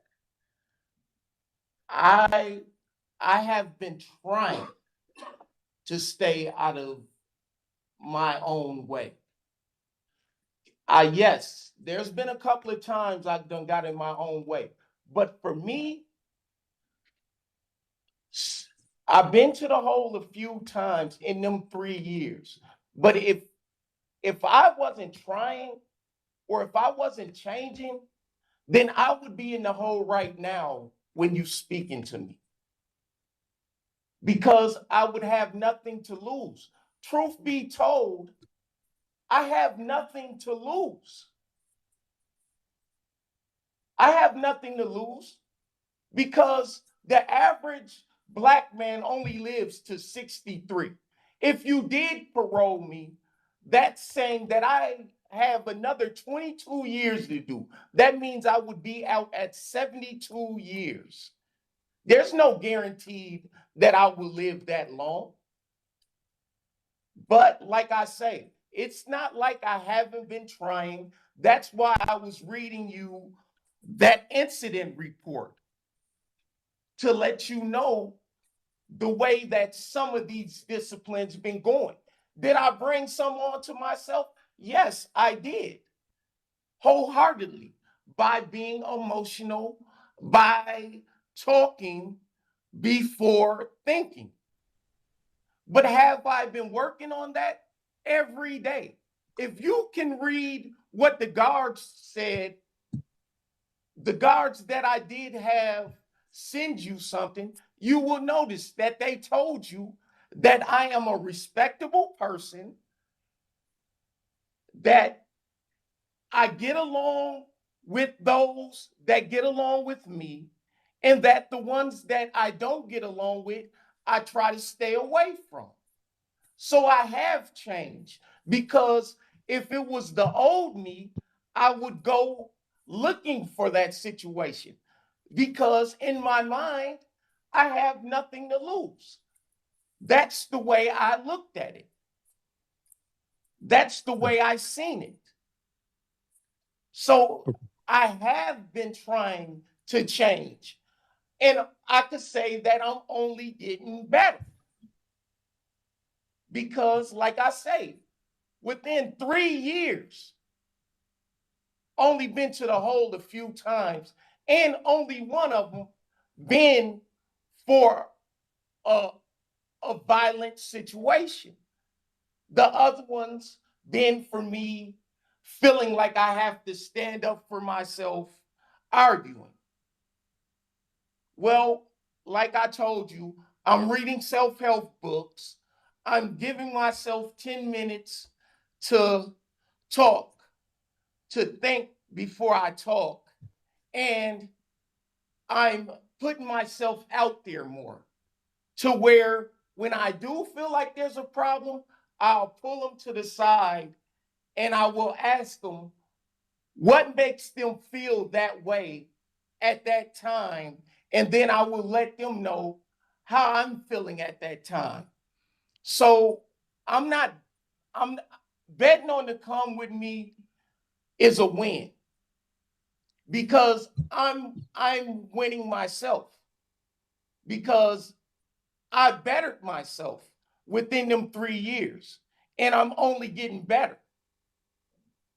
But everybody needs hope, and that's all I'm asking for. I'm asking for a little hope. I'm not running around fighting. I'm not running around taking anything from anybody. I sit in here and I talk to guys about their family problems. I make sure that everybody get on the phone. When I see that them little kids are gonna fight, I sit down and I talk to them to try to stop it. When I see that the guards and the kids don't know how to talk to each other, I get in the middle of it and I would try to help them come to a understanding. So I do a lot. Yes, I had a couple of hiccups, but overall, I think that I've been doing way better than that it seems. Okay. I give a lot and I do a lot. Okay. And I'm coming with love in my heart. Because that's all I can say. Okay. I appreciate that. At this Thank point, you. I'd like to turn to your supporter, Ms. Doobie. First, I want to thank you for being here today, and I want to open the floor for you to provide your thoughts regarding the changes you've seen in Mr. Whitaker over time. Okay. I was Karan's high school drama teacher. And the Karan I knew was a sweet, gentle guy. I looked forward to class every time I came in and saw he was there. He struggled with reading, but when we read plays, he'd always take a part. He was enthusiastic. He was a pleasure to have in class. I think every teacher at the school I was at who had him would say the same thing. I think his basketball coach and his football coach would say the same thing. We didn't know a guy who any of us would ever have recommended for anger management. We knew a teddy bear. And when he left, we lost touch with him until I read a newspaper article that said he had been accused of murder. And then we were all just gobsmacked.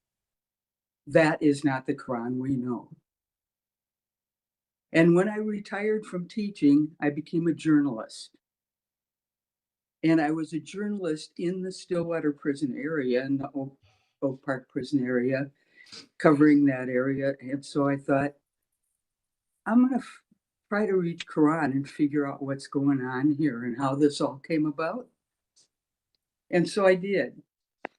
And he said, Jackie, I didn't do this. So I said, I want to see all the stuff. He said his mom had some stuff, his grandma had some stuff. I read everything related to that case, everything anybody could get their hands on, everything that happened in court, every piece of evidence, everything.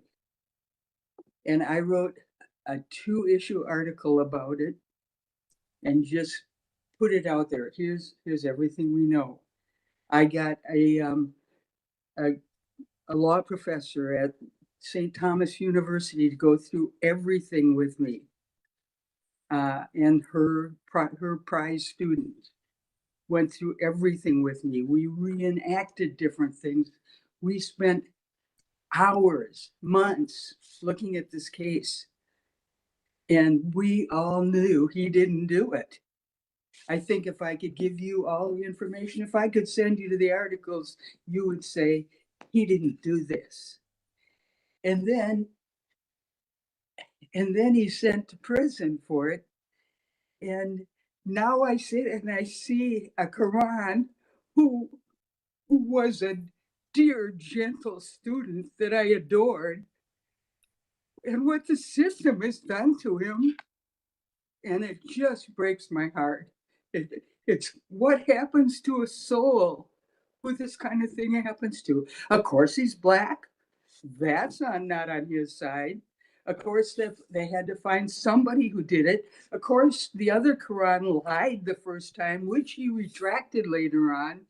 It's like, and then the Quran I know in prison called me sometimes. He called me to tell me that something was going wrong with one of the other patients or one of the other inmates.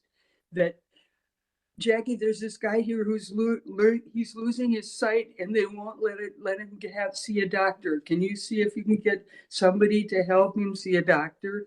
Or there's a guy that broke his leg or his arm or something. Can you see if you can get him some help? Because the prison isn't getting him any help. Or he would talk about how hard it was to raise his son from prison because his mother, this son's mother, was so deeply into drugs that Quran called him. He talked with me about this. He called him every morning to see if he had done his homework, if he was ready to go to school, if he's up and he's had breakfast, and if he was trying to raise his son from prison. And he was doing it as well as he could. And his son ended up at North Dakota State. So all I can say is, now I sit and I watch poor Quran sitting tap dancing as fast as he can And it's just heartbreaking when you saw a student who had so much potential, who could have had such a nice life. We were working so hard on his reading. And there he sits, trying to explain why he was mad. Oh, he was never mad. He wasn't a mad kid. He wasn't an angry kid. He wasn't a mean kid. He was just a good kid. And he got caught up in a lot of crap that he needed a really good attorney for, but couldn't afford. And that's what I want to say. If you have any questions of me, I'm happy to answer them. Thank you. Thank you for being here.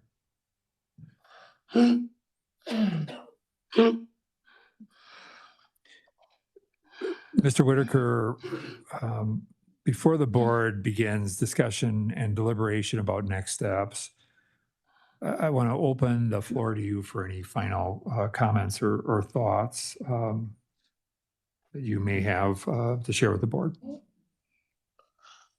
Man, all I'm asking for is a chance. Just give me some air. That's all I need is some air, man. I'm not in here trying to say that I'm perfect or that I won't do another wrong, but I'm telling you that if you do parole me to these 22 years that I have to do, these next 22, I'm gonna do as best as I can. I'm changing and I'm just trying, but it feels like I got a rock on my chest, like I can't breathe. All I'm asking for is some breath. I'm just asking for a chance to at least pretend like I'm going home. That's all I'm asking for.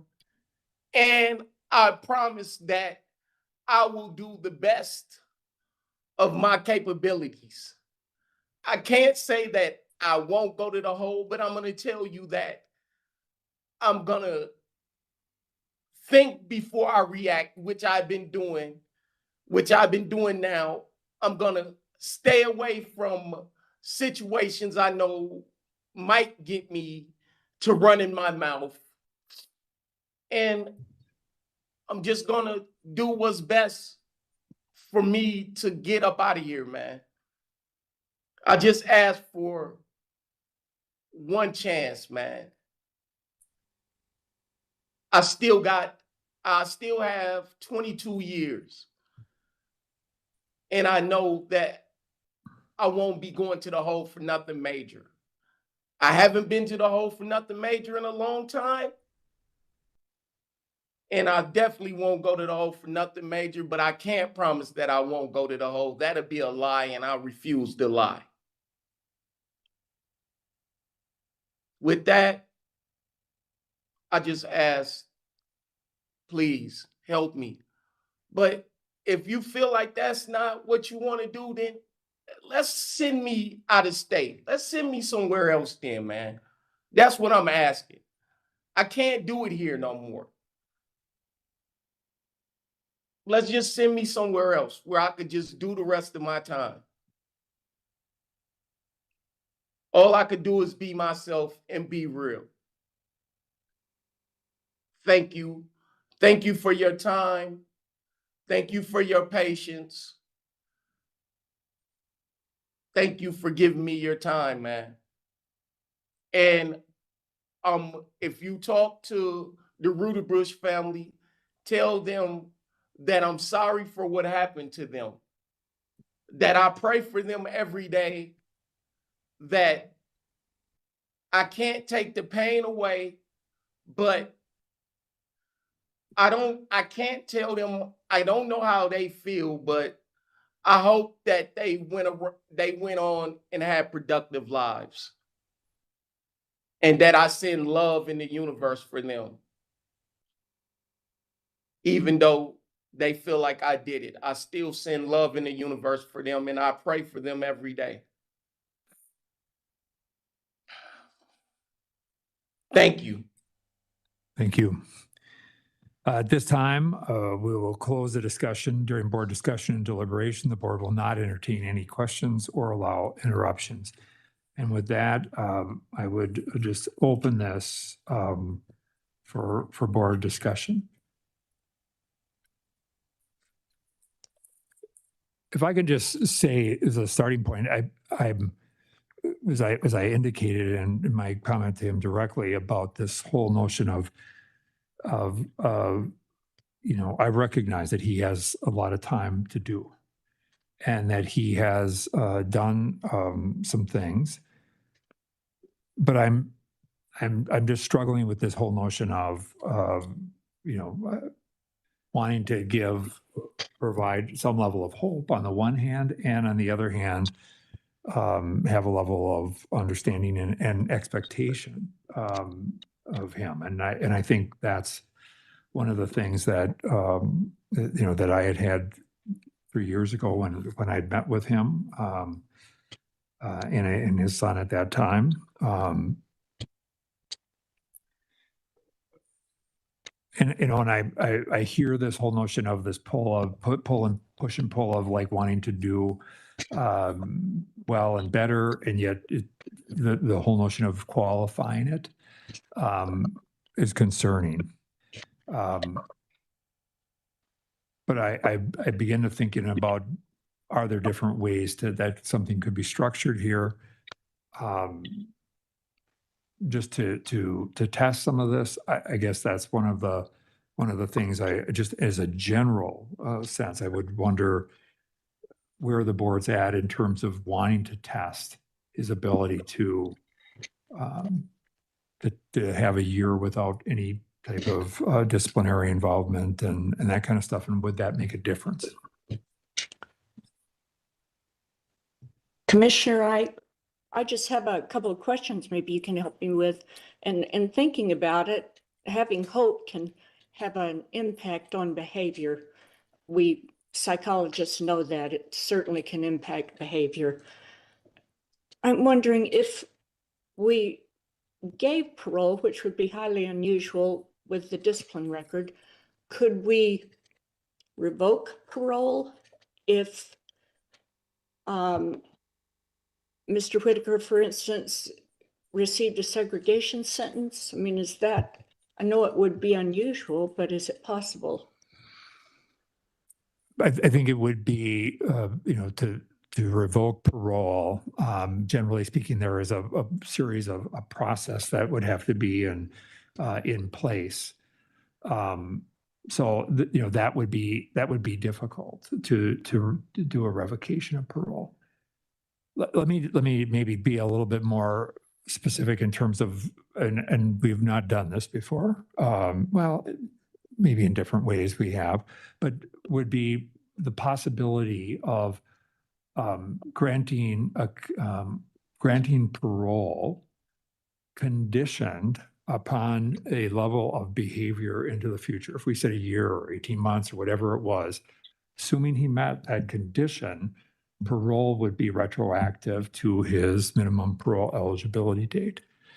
So what it does is it effectively says you will get parole effective that date, but it's conditioned upon you behaving in the manner prescribed for that period of time. So there is, we're not making a bet on the come, so to speak, and yet we are making a bet on the come because we're granting parole conditioned upon whatever the behavioral expectations we put in place. But I like that. Yeah. we could take that parole away if he doesn't meet the conditions. Because it's conditioned upon those behavioral expectations, yes, then parole would not be granted. So then he really is the one to decide in whatever term we set, whether or not that should be granted because it's conditional. we're not going to have to come back and make that evaluation specifically, but it's conditional. I just want to add as well, if, say, for instance, he got to that parole date, it was granted. What happens at that point is they serve their parole supervision while they're incarcerated, serving their in his case, Oh, determinant sentences. And they do end up with a form of conditions of release on their parole status. Should those be violated, he could get revoked on his parole status. For Even- instance, commission of if- a new crime or Yeah. something like that. Yep. Even if he's still in custody on his determinant sentences. well, some of the conditions, the substance abuse thing has been going on for a long time, but both psychologists said he would do well to reassess, and that might be easier Yeah. to get done. So I would want to see that. And then the other thing, I think the earlier psychologist said he's very resistant to medications, Mhm. but that may help regulate his mood, which could be part of the issue, why he really wants to do this stuff, as he says, but he can't, or he just keeps quote unquote trying. The current psychologist said he'd benefit from the opportunity to process his emotions related to abandonment from his caretakers, etc. So I would want to see some condition regarding mental health, because it could be a really big issue for him.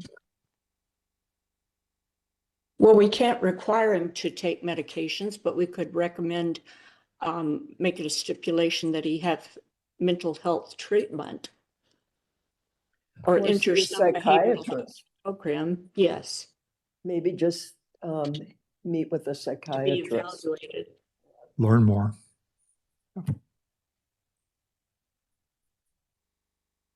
Other thoughts about trying to structure something like this? Again, I didn't want to just move it without kind of seeing where people might be at. I think one question, go ahead. I'm having trouble with his lack of assuming responsibility for the crime. To me, that's fundamental to any consideration of parole. I mean, you look at the circumstances and he's just not assuming responsibility, never has, never will, which to me indicates a mindset that's a danger.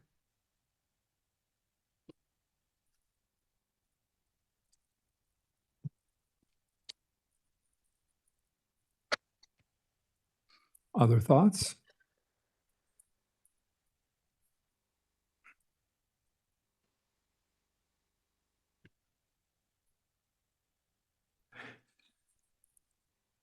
So Commissioner, using your scenario, so what sort of,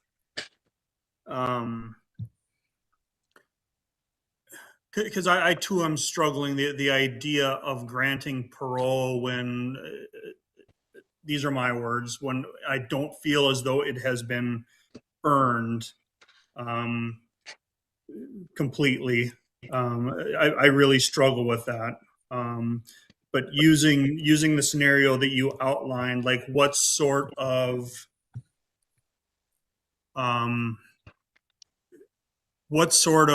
violation would essentially make it so that the parole is revoked? I mean, is it a LOP?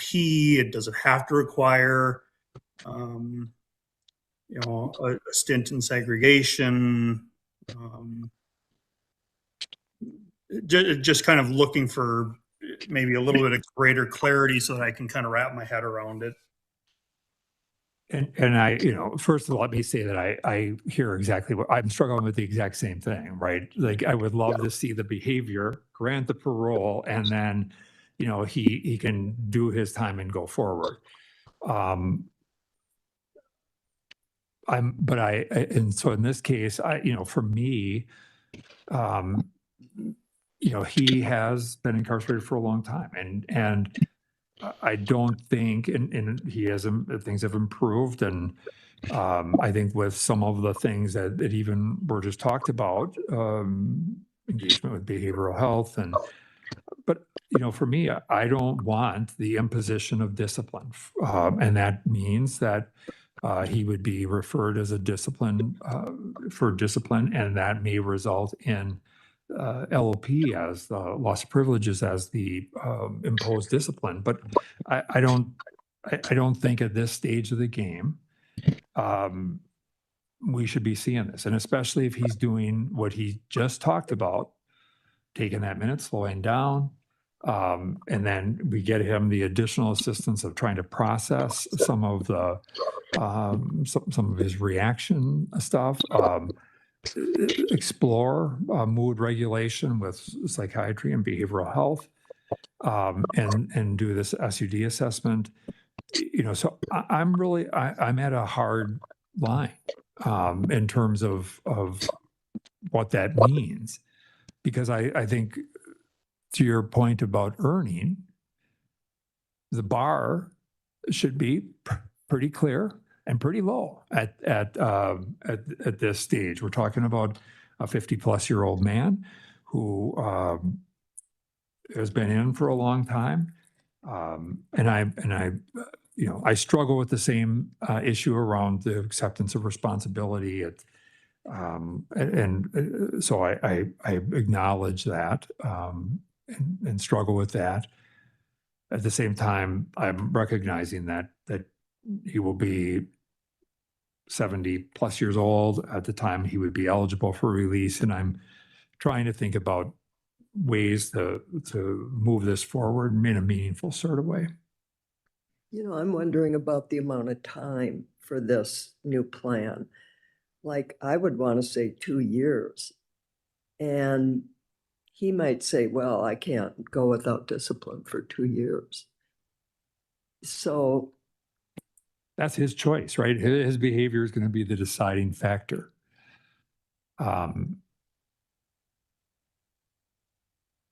Let me throw up a balloon, and I we'll see where it lands, and so I would move that we grant conditional parole effective on his minimum parole eligibility date. But in order for him to realize or obtain that, he must complete an updated SUD assessment. He must participate and engage with behavioral health around processing his emotional regulation issues related to that. He must engage with psychiatry for at least some level of exploration of whether or not mood regulating medications would be at all beneficial to him. And he must be without discipline for a period of 24 months in order to have this parole granted. Should he not achieve this, that he would then be seen in 24 months for the purpose of developing a plan going forward. So that's the motion. I'll second. There's a motion and a second. Any further discussion?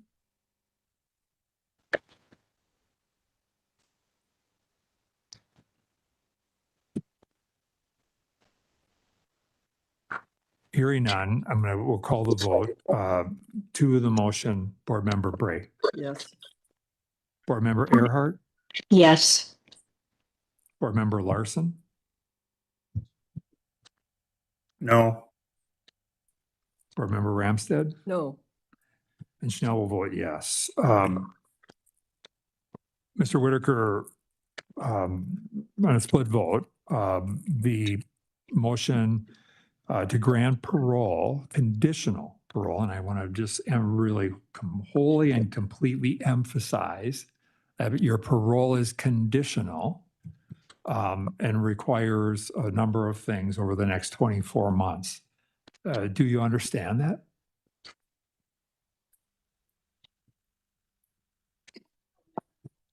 Yeah, I don't know if you need to unmute at the facility. Yes, Okay. Are you committed to giving this the world that we're trying to make a step to invest in this a little bit? yes, Okay. All right. You will get a letter from HRU kind of laying out, and from me laying out the details of this. And I just want to really point out that you asked for the opportunity to have some hope, and I tried to formulate a kind of a plan that would give that, but it is entirely and wholly dependent upon you. And I wish you yes. the best. Commissioner, Yeah. I have a So, question. When you talk about undergoing a chemical dependency assessment, how about following the Yeah, recommendations? the recommendation, I just want to make sure that we can get that in the time frame. I don't know that. I mean, if SUD is recommended, we would certainly want him to do that. I just don't know like what the plotting of that. We would certainly want to get him in, but Just so he understands. yeah, I mean, certainly the AA and, maybe Yeah. something that he can start doing right away. right. I mean, that you would follow through on those and you've talked a little bit about in different times that you might benefit from it. You've indicated that today. So, I mean, this is just a way of initiating that. And certainly I would hope that, and expect that you would follow through on whatever that assessment is but, to the extent that we can get you in, right? Because I mean, that's the other thing. We have to get you a bed. but if they can't let me in Yeah. That's not on you. within That's that on the 2 system. years, No, does that affect that's my no, parole? it's on, if they can get you in to a Okay. bed space for treatment, that's on us, right? That's on the Okay. DOC.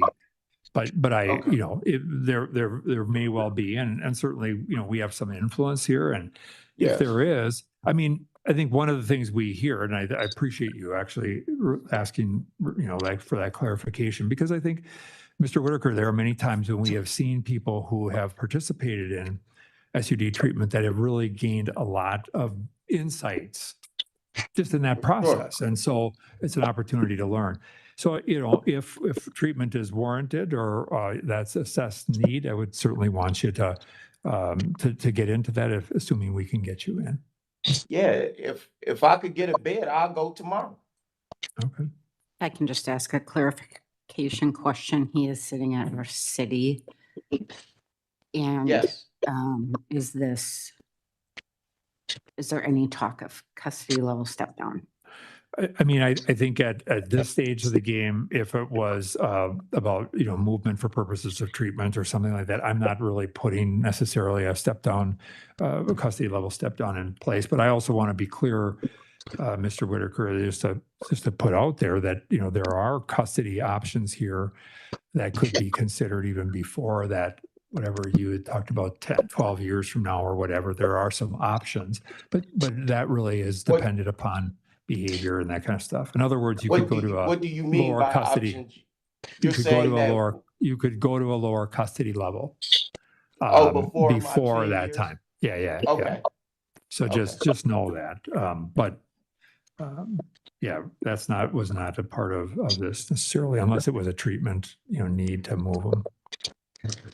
So you're Right. saying that we'll be back to talk to me in 24 months, in 2 years? Yeah, I mean, so if you are, if in 24 months Yeah. you have done the drill and done the full Yeah. bit, you will be paroled, and you will be on a parole status and you're moving into your consecutive determinate sentences. If you don't, then you will be coming before the board to talk about how to manage that, what the future looks like, because you will not have realized or been paroled So, because it's so conditional. what you're saying is I'm paroled, but it's a conditional parole. That if I 100%. don't make it for that 24 months, then I'm off the parole and And then you will be coming back I'm back on life status. and coming back before the board to talk about what goes on. So what I wanted to do was provide hope, but I also want the behavioral expectations and all that goes along with this in your hands. And so you decide whether or not parole is going to occur. Okay. Okay. But All right. like I say, if I write them and they say that they can't get me into, You're going to have an assessment first. So you're going to have an Okay. updated assessment to determine what the need is. And then we would take it from there. Okay, Okay. but then with the mental health too, because like I say, I don't want to be on no pills. And All I'm asking is for you to sit down and explore whether or not that's even something that would even be recommended, one, or two, if there's, I'm just asking you to explore. I'm not Okay. forcing you to take medication. yeah, I'm just asking you to explore. That's all. okay. Okay, But engagement with behavioral health and processing, your mood and for sure. response and insight, that is a full-on expectation. Okay. Okay. All right. Good luck to you, sir. Thank you. Jackie, I'll call you.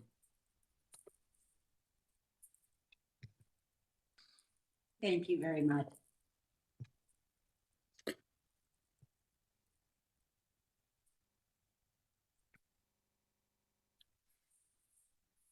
Commissioner, are you able to hear me?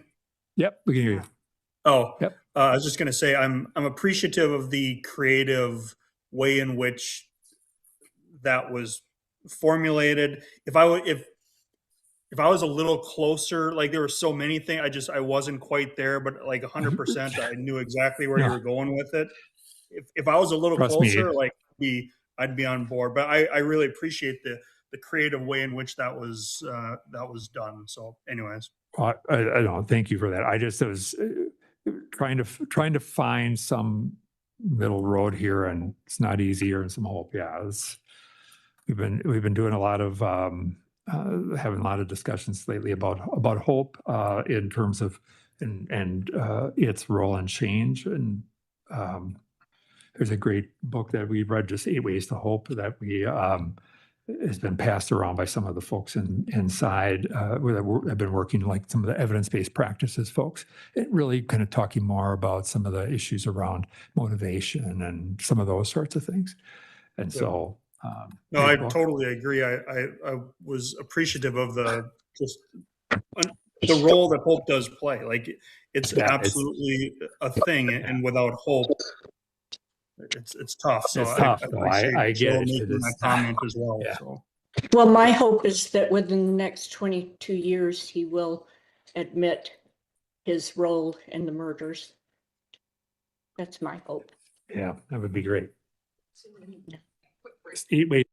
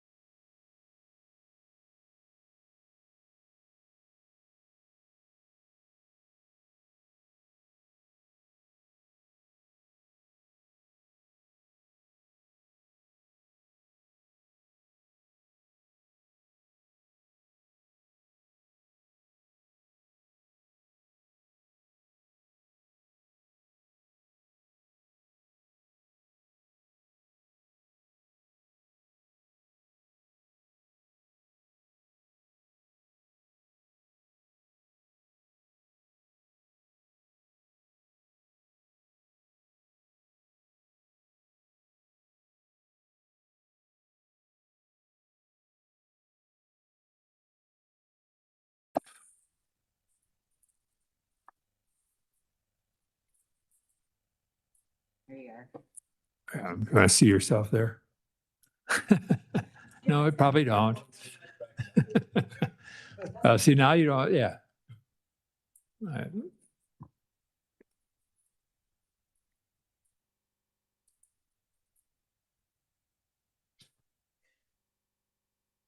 We're just waiting for all our board members to be present to get you set up.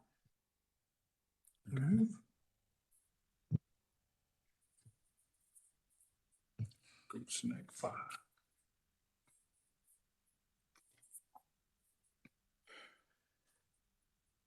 We okay? We're good. All right. So good afternoon, everyone. Rebecca Holmes Larson, Executive Officer of Hearings and Release and the Supervised Release Board. We're here today to review Joseph Thomas Spahn, who is in person with us. Mr. Spahn also has an advocate participating today, Pastor Charles Berry. No, change. Yes. Oh, Russell Ballinger. excuse me, Russell Ballinger. Here with us at the Minnesota Department of Corrections Central Office is our Commissioner and Chair of the Supervised Release Board, Mr. Paul Schnell, along with board members Chris Bray, Cheryl Ramstead, and there are two behind you. You cannot see them, can you? I cannot, but that's Joe Earhart and Andrew Larson. It's a good I can see them in the list. Okay. Mr. Spahn, our records indicate that on July 9th, 1995, in the city of Minnetonka, a store clerk, Marvin Nordine, was shot and killed during a robbery. On October 29th, 1996, you were sentenced to a life imprisonment by Hennepin County District Court after having been found guilty of first-degree murder. Mr. Spahn has been previously reviewed by the Commissioner and Advisory Panel and the Supervised Release Board when he was continued for a future review each time. On March 31st of 2023, Mr. Spahn was given the opportunity to transition to minimum custody, and on July 8th of 2025, he was transferred to the work release program. Today's review represents his third review after serving approximately 30 years of incarceration. His minimum parole eligibility date will occur on January 24th of this year. Thank you. I turn the matter over to the board. Commissioner. Good afternoon. Hi. How you doing? Excellent. So can you just talk us through the last year and in particular with some emphasis on your time and work release?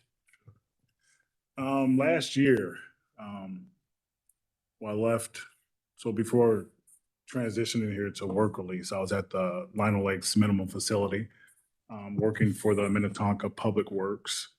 Also just kind of working through my own programming and things of that nature there. Pretty uneventful, just had an opportunity, I think, just to prepare myself for the potential release to work release. So I spent a lot of time working. I was out of work for a while because of my surgery. So the last couple of months there, I just spent in-house working in the unit. So. And then you moved to work release? Oh, and then my move to work release in July. It has been a amazing transition for me. It's definitely had its challenges. I have looked forward to every single day. I started out at the Bridge program, spent the first 90 days at the Bridge program.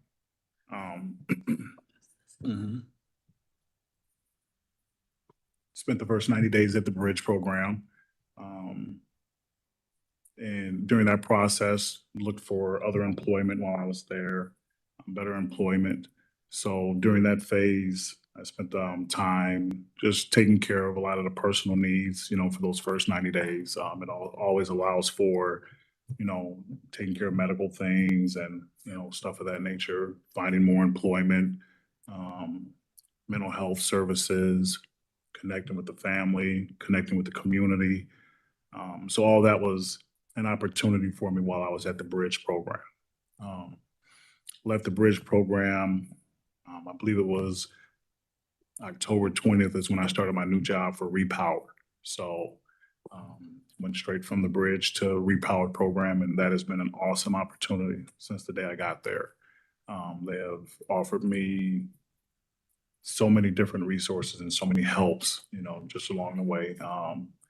And so spent a lot of time in community group services, working with the Circle of Peace group. I'm working with the Salvation Army Men's Fellowship group, do those 2 days a week. So spent a lot of time connecting with my family, friends, working with mental health at the R.S. Eden House, behavioral health and things. So, yeah. So what has been the best part? Mhm. And you had said, like, you talked a little bit about, there's little challenges. What, just talk us through that. So, no question in my mind, there are challenges. I expected that coming out the door. I didn't expect anything different from that. So, I know for me, I had always envisioned in my mind what my transition would look like and how I could put myself in the best situation possible after release. And so, there were things that I expected to do for myself that I wasn't able to do. And so, just being able to adjust to those things, Okay. and so,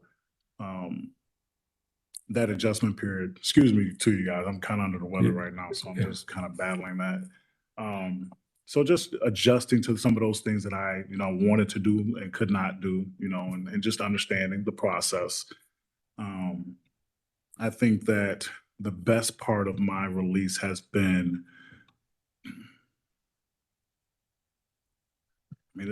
every day for me. I'm not kidding you. Every day for me it's been a blessing and an opportunity. But I think connecting with my family and my loved ones has been paramount to me. Being able to reestablish, those relationships.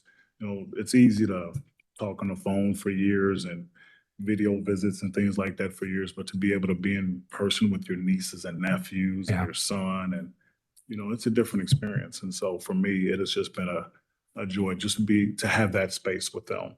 I think my job has been awesome, being able to be in a space where I am feeling like I am being used. I can use the skills that I have.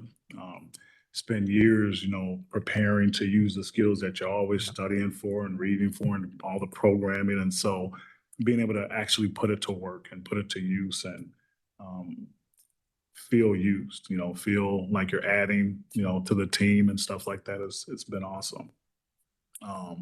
My faith plays a huge part of my life. And so my time with the Salvation Army and the Men's Fellowship group, that has always kept me grounded. The people that are there have been there for decades in my life, have supported me for decades.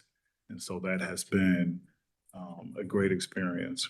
Russell Bellinger, I've known over 20 years, and he's been my mentor all those years. And so working with him at the Circle of Peace every Monday, that has been awesome. Yeah. Connecting with the people there in that community have really been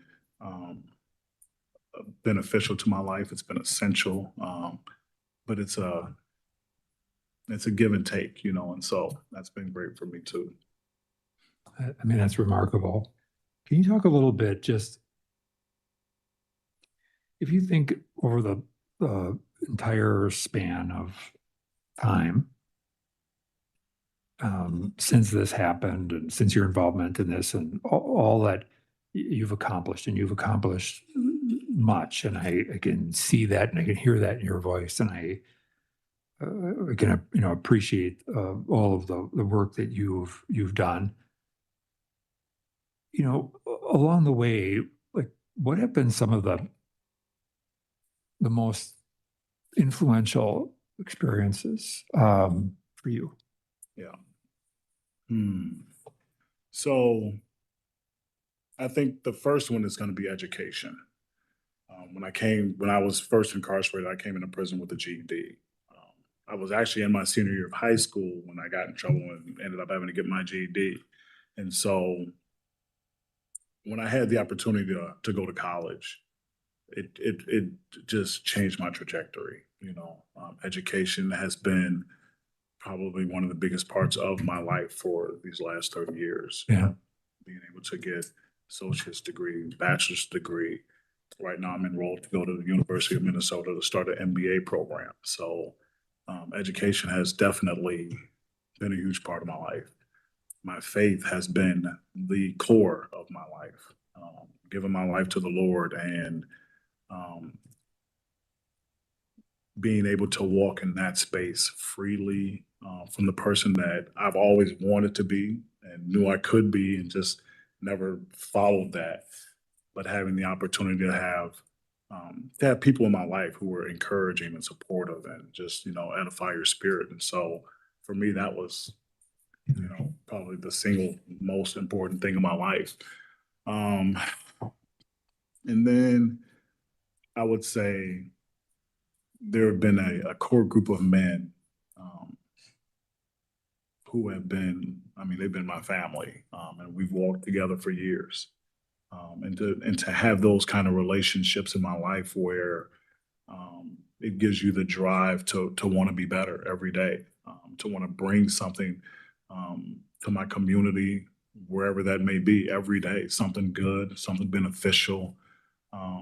I've been so fortunate to be able to walk a road where I could find healing in my life, the pieces that were broken in me and that I struggled with, and I think all of us at some point have had those moments in our life, and I had a bunch of them. And so I needed a lot of healing and a lot of restoration. And so to be able to find that and have that in my life, and now to be able to share it and bring it back and have an opportunity to minister to others. And, something I said years ago when I was at Oak Park, I shared a letter with my son. I might have mentioned this at my 27-year hearing. I'd shared a letter with my son for my journal, and I had told him that the rest of my life would be in making amends to Marvin Nordine, and how I chose to live. And so I didn't want that to be in vain. And so that's what my life is, every day to, excuse me, to just make sure that the better version of me tries to show up each day.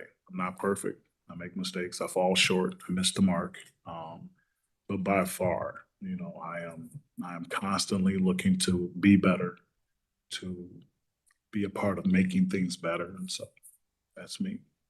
It's great. It's phenomenal. A little bit, I'll just turn to Mr. Ballinger and get your perspective, and then we'll open it up here for board members to ask questions of either of you.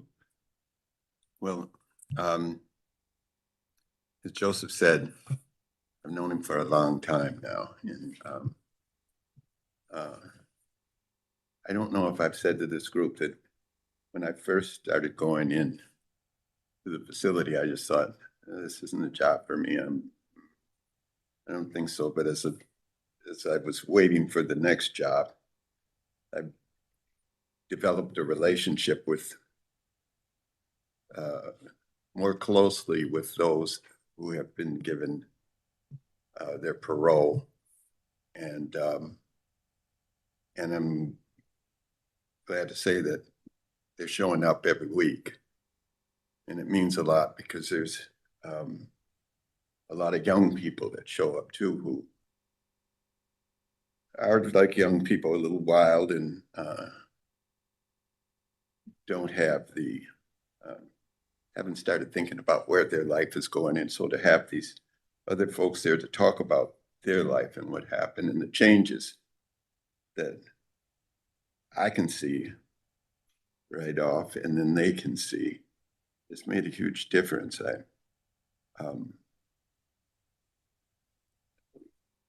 When I seen Joseph come through the door, it was like a breath of fresh air, because I remember who he was when I left him, when I stopped going inside. So I don't know if it's what you want to hear, but they've been a blessing to what we're trying to do in the community, and to watch the changes, that the effect that it has on all of us, to want to be better, to show up with our best selves, and this is coming from them. I think we're always trying, but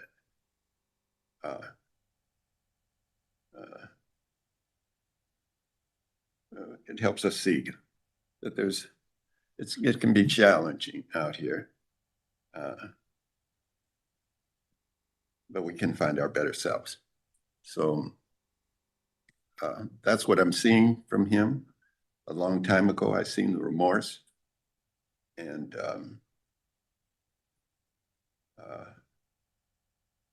I haven't asked any of them to show up every week, but they show up, and I'm happy to see them. And if you don't know what it is, it's a totally mixed group of people. We got voices from all walks, and our oldest member is 93 years old, and the youngest one is my 8-year-old grandson. And so I don't know what else you asked me, and I'll be glad to answer, but I had said I won't be here for all that I've met, but I would definitely be here for those that I saw do the best they could. Thank you for that. I just appreciate you and and your comments about I think speaking of this, the notion of exemplars, of people who can really have come from really, really very like horrible places and horrible things, and then to have made the kinds of investments you've made into yourself, and now bringing that out and spreading that into the community is a good thing. So with that, I would just open it up to any board members who have any questions for Joseph or Mr. Ballinger. I don't have a question. I just want to say congratulations. Thank you. I just want to say that I think remembering the victim on a daily basis as the incentive that you have to put forth your best self and to make a contribution really speaks to me.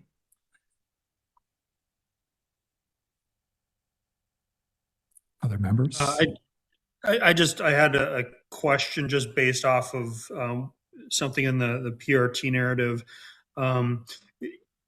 You had mentioned how the transition to work release created some anxiety for you, but that you had worked through it. Could you just talk a little bit more about that? Like, what were the, what was it about that transition that created anxiety for you? Can I tell the truth? Please. Absolutely. Okay. It's encouraged. Okay. Everybody's different. Everybody's different. Everybody experiences this world differently. I know when I walk out of 30 years of incarceration and I want to be successful. I don't ever want to go back to prison. I don't ever want to be exposed to something that could potentially lead me back to prison. And so I'm mindful every day that where I go and what I do, I have to be at my best or almost at my best, because I know the potential to, get caught up in whatever could lead me back here. With that being said, I think it's important to know that getting out of prison and wanting to succeed, I feel like there has to be a compromise from both sides. Because I feel like coming from my space, I started zero. I started absolute zero. And there's some good parts of absolute zero, like I don't have any debt, and things of that nature. But the other part is I have to fight for everything because I'm a former felon. And so I need resources and things of that nature. Everyone isn't always geared up to just hand out or give out. And so, you got to be able to do for yourself. And so employment is huge. Employment is huge. And so for me, and I've been honest from day one, I didn't want to go to the bridge, period. Not because I have a problem with the bridge program or anything like that. I understood that there were opportunities for me in other places that would have been of greater benefit to me being successful. And so that's what I wanted to pursue. And I believe that the work that I had demonstrated over 30 years leading up to my hearing had shown that. And so I'm always going to be surrendered to the process. And so if the process says this is what has to happen, then that's what I'm going to do. But if the process allows me to demonstrate why I put together a release plan for my release to go out and be successful, I would hope that that could be considered based case by case basis, so that there's not a cookie cutter approach and we just assume everybody has to be in this one thing. So I think that's what I would say to that. We're not all the same. You know, everyone is coming from different experiences, have done different things to get to the place they're trying to get to in their life. So I've been so fortunate and so blessed because I've had so much good support around me. But I've also got up every day and made a choice to want to be successful, to want to make sure that the life I live isn't in vain. The life that I live honors the people who have given so much to me. So, I think that's the piece for me there is employment is such a big deal. It's such a big deal. And I heard of one of my dearest friends, he said, we're not all meant for warehouse work, and a lot of times it just seems like people think we're just meant for warehouse work. But that's not the case. So I think if going forward, we see people demonstrate that, they have the ability to step into different parts of this world to be successful, and it doesn't have to just be the bridge program. Give them an opportunity. Just know that we're looking at that. I mean, I hear you, and I've talked to others and heard some of the same things, so that's really fair. Thank you for the question. Appreciate it. Yeah, no, and I appreciate the answer and the response, and I think your response demonstrates, like, I think every one of us has that. Things don't go the way we want, and there's a way to respond to it. And everything you said, like, I couldn't have answered that better myself. So I appreciate that. I appreciate your insight, and just really happy for you and everything that you've accomplished. So really, really nicely done. Thank you. I appreciate you, Andrew. All right. I'm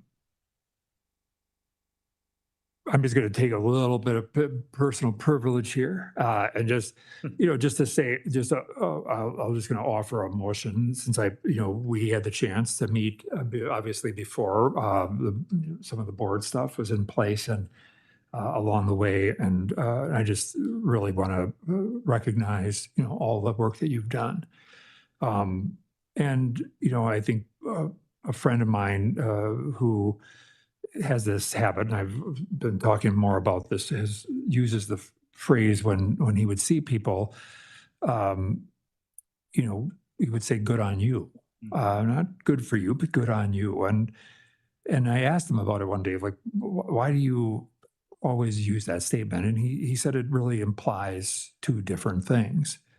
One, it is acknowledgement of the good that someone has done. And I heard that in many of the comments here, the good that you've done and the thoughtfulness that you've approached this and your recognition of your obligation to the life of Mr. Nordine. And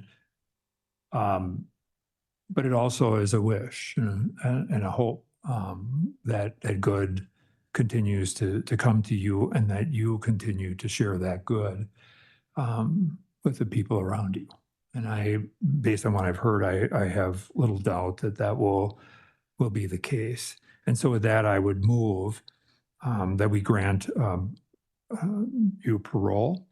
That parole would be the date to be specified upon the final approval of your release plan, with the caveat that we would move you to phase 2 work release as soon as that can be arranged, that you're moving toward that direction, and that parole, the date would be established once we get agent assignment and approval of your plan. So that's the motion. That would probably be somewhere in the 60 to 90-day range at the max, but sometimes that can, if it comes quicker, we'll make it quicker. So that's the motion. Is there a second? Second. There's a motion and a second. Any discussion? Love to be kept posted on progress with your MBA. Absolutely. Yeah, that'd be good. That'd be great. Okay, to the motion, Board Member Bray. Yes. Board Member Earhart. Yes. Board Member Larson. Yes. Board Member Ramstead. Yes. Schnell votes yes. Congratulations. Parole's been granted. Awesome. Thank you. Keep up the good work. Good on you. Thank you, guys. If you have any questions along the way, let me know. Absolutely. And work with Shannon to get things moving. Thank you all so much. I Thank you. appreciate you. Take care. Congratulations. Thank you, Andrew. Appreciate it.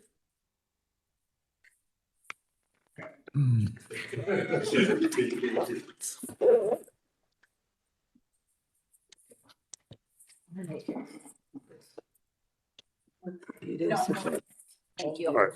So we have just a couple of items of business to finish. I think it's the Um, 13th.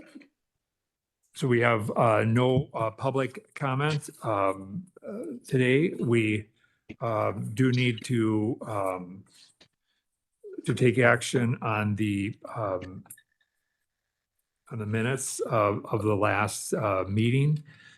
With that, is there someone who would be willing to make a motion to approve the minutes as submitted? I'll move. Second? I second. Okay, just on a voice vote, all in favor signify by saying aye. Aye. Aye. Opposed? And the motion prevails, the minutes are approved. We, just a couple of things, I think we have the training stuff that is in process. I think we have gotten feedback from you. If we have not, we would like to.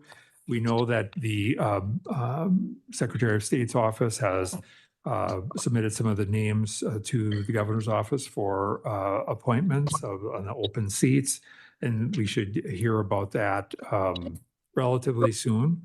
And so as soon as we know that, I think that's been one of the issues around the training, is just when those appointments are finalized, so that we it would be if there's any changes, that there would be the ability to bring on a new board member. If not, we could move this forward. So that's kind of one of the things that we're hoping to have happen. The next meeting of the board will occur on Tuesday, January 27th, here at the Department of Corrections. And with that, is there a motion to adjourn? So moved. Second? Second. And we're adjourned. Thank you.